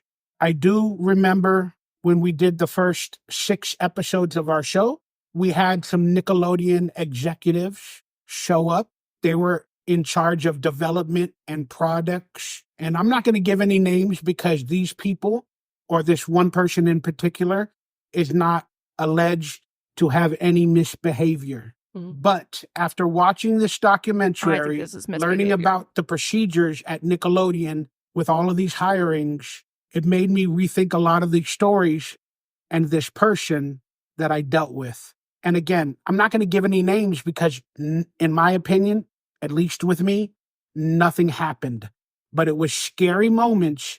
And this person possibly, I don't know if it's fact or not, brought in Dan Schneider into Nickelodeon. This person came down to develop our show, and he became friendly with the cast. And he seemed like a fun guy. And I would hang out with a good friend of mine a lot in these days. And I would spend nights at my friend's house. We would play video games. We'd hang out on set. We were bonding as like best friends. And this individual that showed up bonded with us as well. I don't know why, but this gentleman wanted to bond with us much more. He wanted to be a part of our friendship. So he asked us to go to Universal Studios with him. He asked us to go watch movies with him while he was overseeing the production. And this person ingratiated themselves to me, took us to lunches and dinners in Universal Studios. We filmed a video and we hung out during the day. We also watched movies with him. And then one day, I don't know my exact age at this moment. I wasn't too old. I was around 16. And then one day he invited me and my friend to his hotel to watch movies, eat popcorn. He was going to buy a popcorn machine and have an ice cream maker. And we're like, yeah, let's do it, because we've already had events with him in public and alone. So we showed up, and this is blurred out or bleeped, but he said alcohol had been brought in. We immediately called his mother, and she showed up, but that sticks in my head because we were smart enough to get out of there, but we shouldn't have even put ourselves in that situation. We should have never went. Luckily, I wasn't fired for not staying at the hotel when alcohol was brought out. Nothing happened officially, but it was some weird circumstances around young children that this gentleman did. And he was hired by Nickelodeon. So there you have it. Another very odd instance. And he kind of insinuates that whoever he's talking about is the one that brought Dan into the circle. Okay, Amber Frank, who played on Nickelodeon's The Haunted Hathaways, recalls horrifying, disgusting situations she witnessed while working there. She says, quote, Nickelodeon sent computers over to production when we were starting filming the show, and when they were turned on, there was child porn on them. Nobody was held accountable. There was no investigation. It's beyond heartbreaking to know that a company that was employing children failed miserably at protecting them. So that's disgusting. Ali D'Amico, who played Rosalina in Nickelodeon's Naked Brothers Band, which is also kind of a weird I forgot name. about that. I forgot about that What's show. that? Naked Brothers Band? Yeah, so they were like actually also a band. Yeah, they were actually like a real band. Anyways, she discusses being forced to kiss a 30-year-old actor multiple times when she was just 14 years old, and how Nickelodeon threatened to fire her and being an outcast on her show. Let's watch this clip explaining that. Question for you. When someone asks you if you want the good news or the bad news first, which one do you choose? I naturally lean towards always asking for the good first. I don't know why. Oh my God, my hair. Do you see? I'm stressed. Why? Because I'm watching I don't know who that is, but it's the Quiet on Set documentary. I had to. Like, we weren't a Dan Schneider pedophile show. Yeah. But, we went through trauma. I went through trauma. Particularly, I had to stop. I don't know who that is. I have to rewind and see, because my mind's been wandering to this one multiple times, but and actually multiple episodes. But there was an episode where Rosalina cheated on Nat and kind of kissed a French guy. Or she didn't cheat, but like it was a scripted show, and a lot of kids thought that it was a documentary in real life, and people, particularly girls, wanted to fight me in real life. Like, I didn't have fans because they thought it was real life, and that I kissed this greasy ass, dusty ass dwarf. I'm sorry to this man, but I did not want to kiss him. Also, guys, I'm 4'11". He's a 30-year-old man. Oh my God. I'm sorry. I couldn't even watch it. It gave me fucking the ick. I couldn't. And it honestly gives me PTSD. I'm watching this Quiet on Set documentary, and it's talking about how integral and vital it is to create, especially when it's like a kids cast, to create an environment where kids feel comfortable to say no, or I don't feel comfortable with this. And then I'm like, yeah, maybe they do express that, though. It's also more important to create an environment that listens to the kids and actually does not make them do things when they don't want to do them. Because they made me kiss this 30-plus-year-old man when I was like, what, 14, How does 15? that happen? I told them many times I didn't Think of, want to like, do that it. My 70s mom show. was very against it, and they just pretty much made me feel like I was going to lose my job and like be fired if I didn't do it. And it was weird. Thing about Naked Brothers, man, and like it was great, but also there was aspects that it wasn't. And it was a highly nepo kids. Everybody knew each other cast, more or less, except for me. So I always felt like I was on the outs, like now it's for brothers. And then Thomas, David, everybody, they were all friends. Kasim and I were externally hired. So Jesse was their cousin. Polly was the director, producer, writer. Michael was the dad in the show, dad in real life. Like, it was a, from what I'm understanding, probably the most healthiest set. And even that out of all the Nickelodeon shows. However, it did have a lot of toxic and not so healthy aspects. And yeah, they made me kiss this guy multiple times, and then I always got hate for it, and it was like PTSD and trauma. But that's my quiet outset story. Just imagine all the stuff we don't know. I mean, I really, like I said, I hope this brings more people out to feel comfortable to share their stories or to realize that what they went through was so fucking wrong. And adults too. Like, I can't imagine what happens on sets that, you know, just people get away with. And of course we have learned a lot of that in the past few years as well, but there's got to be more. Like, we're just scratching the surface of it. It's such a fucked up industry. I know. It really is. Yeah. That's it. Yeah, that's all we have. I mean, that's not it. No, there's so much more. But I'm sure this is possibly our longest episode ever. Could be. We've been going a while. I'm just overall so sad. It was incredibly heartbreaking hearing these kids talk about all of this. You know, just the harassment, the sexual abuse, the racism. I mean, it was just horrendous. Yeah. There's really no way to put it. I don't even know what else to say. Something that got me thinking while I was, watching this and stuff is the way that this generation of people, especially like girls my age, are so overly sexualized and overly like hypersexualized. I think that these shows is a huge reason for that. You know what I mean? Yeah, totally. Like seeing these things and seeing it normalized it all. You know what I mean? Yeah. Like it's so crazy that you don't, like, as a child, you don't know that these things are going to affect you as an adult, and like these, they're going to be with you forever. And it's so important to make sure that, that kids are being given content that's not going to come back and like, fuck them for life. You know what I mean? Yeah. It's so sad. There's really no way around it. Something has to change. And I hope that things like this are the catalyst for more protection on child stars and just people in Hollywood in general. More changes in the industry. Yeah.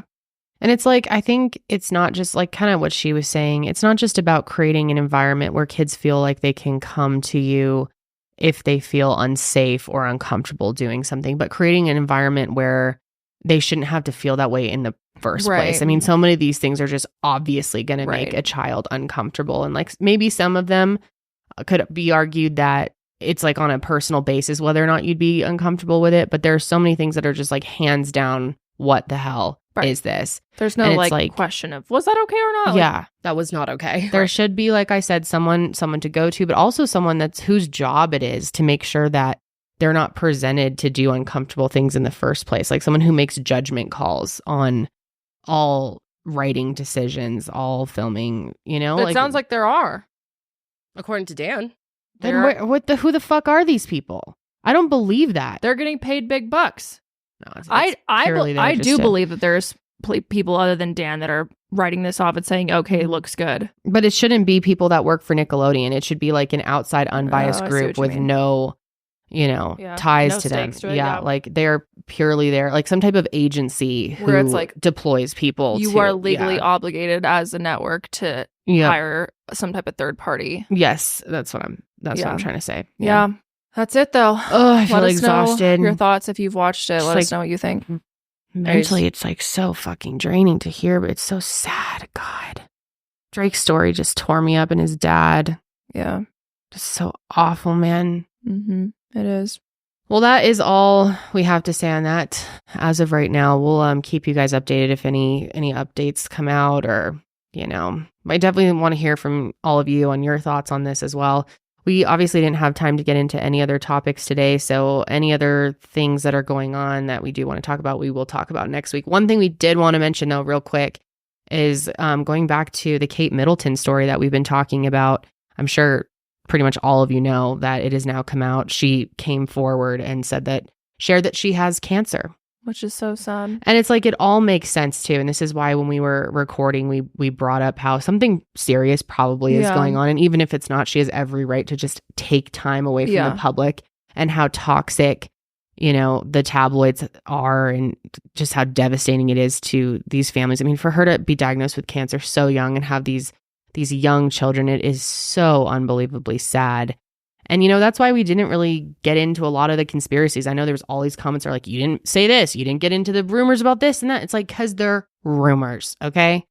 It's like extremely damaging, you know, and we tried to like stick to the facts as much as we could, and kind of debunk some of the more wildest, outlandish theories, which people aren't stopping. Now people want to know what type of cancer. Yeah, there's a lot of like speculation on that. Some people think she's already, that I saw whack comments even after this came out that she's already dead and this is a clone. Like, shut the fuck up. That's so sad. It's horrible. But yeah, we wish her the best, obviously. Yeah. And hopefully she receives treatment that's effective and is able to recover fully from it. Yeah.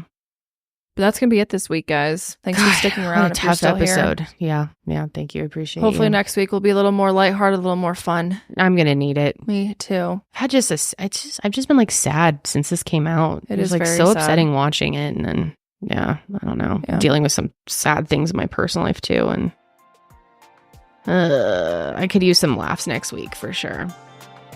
We need a good cleanse. Yeah. True that. But that's going to be it. That is going to be it. We will see you on the next sesh. But until then, keep it fresh. Yes.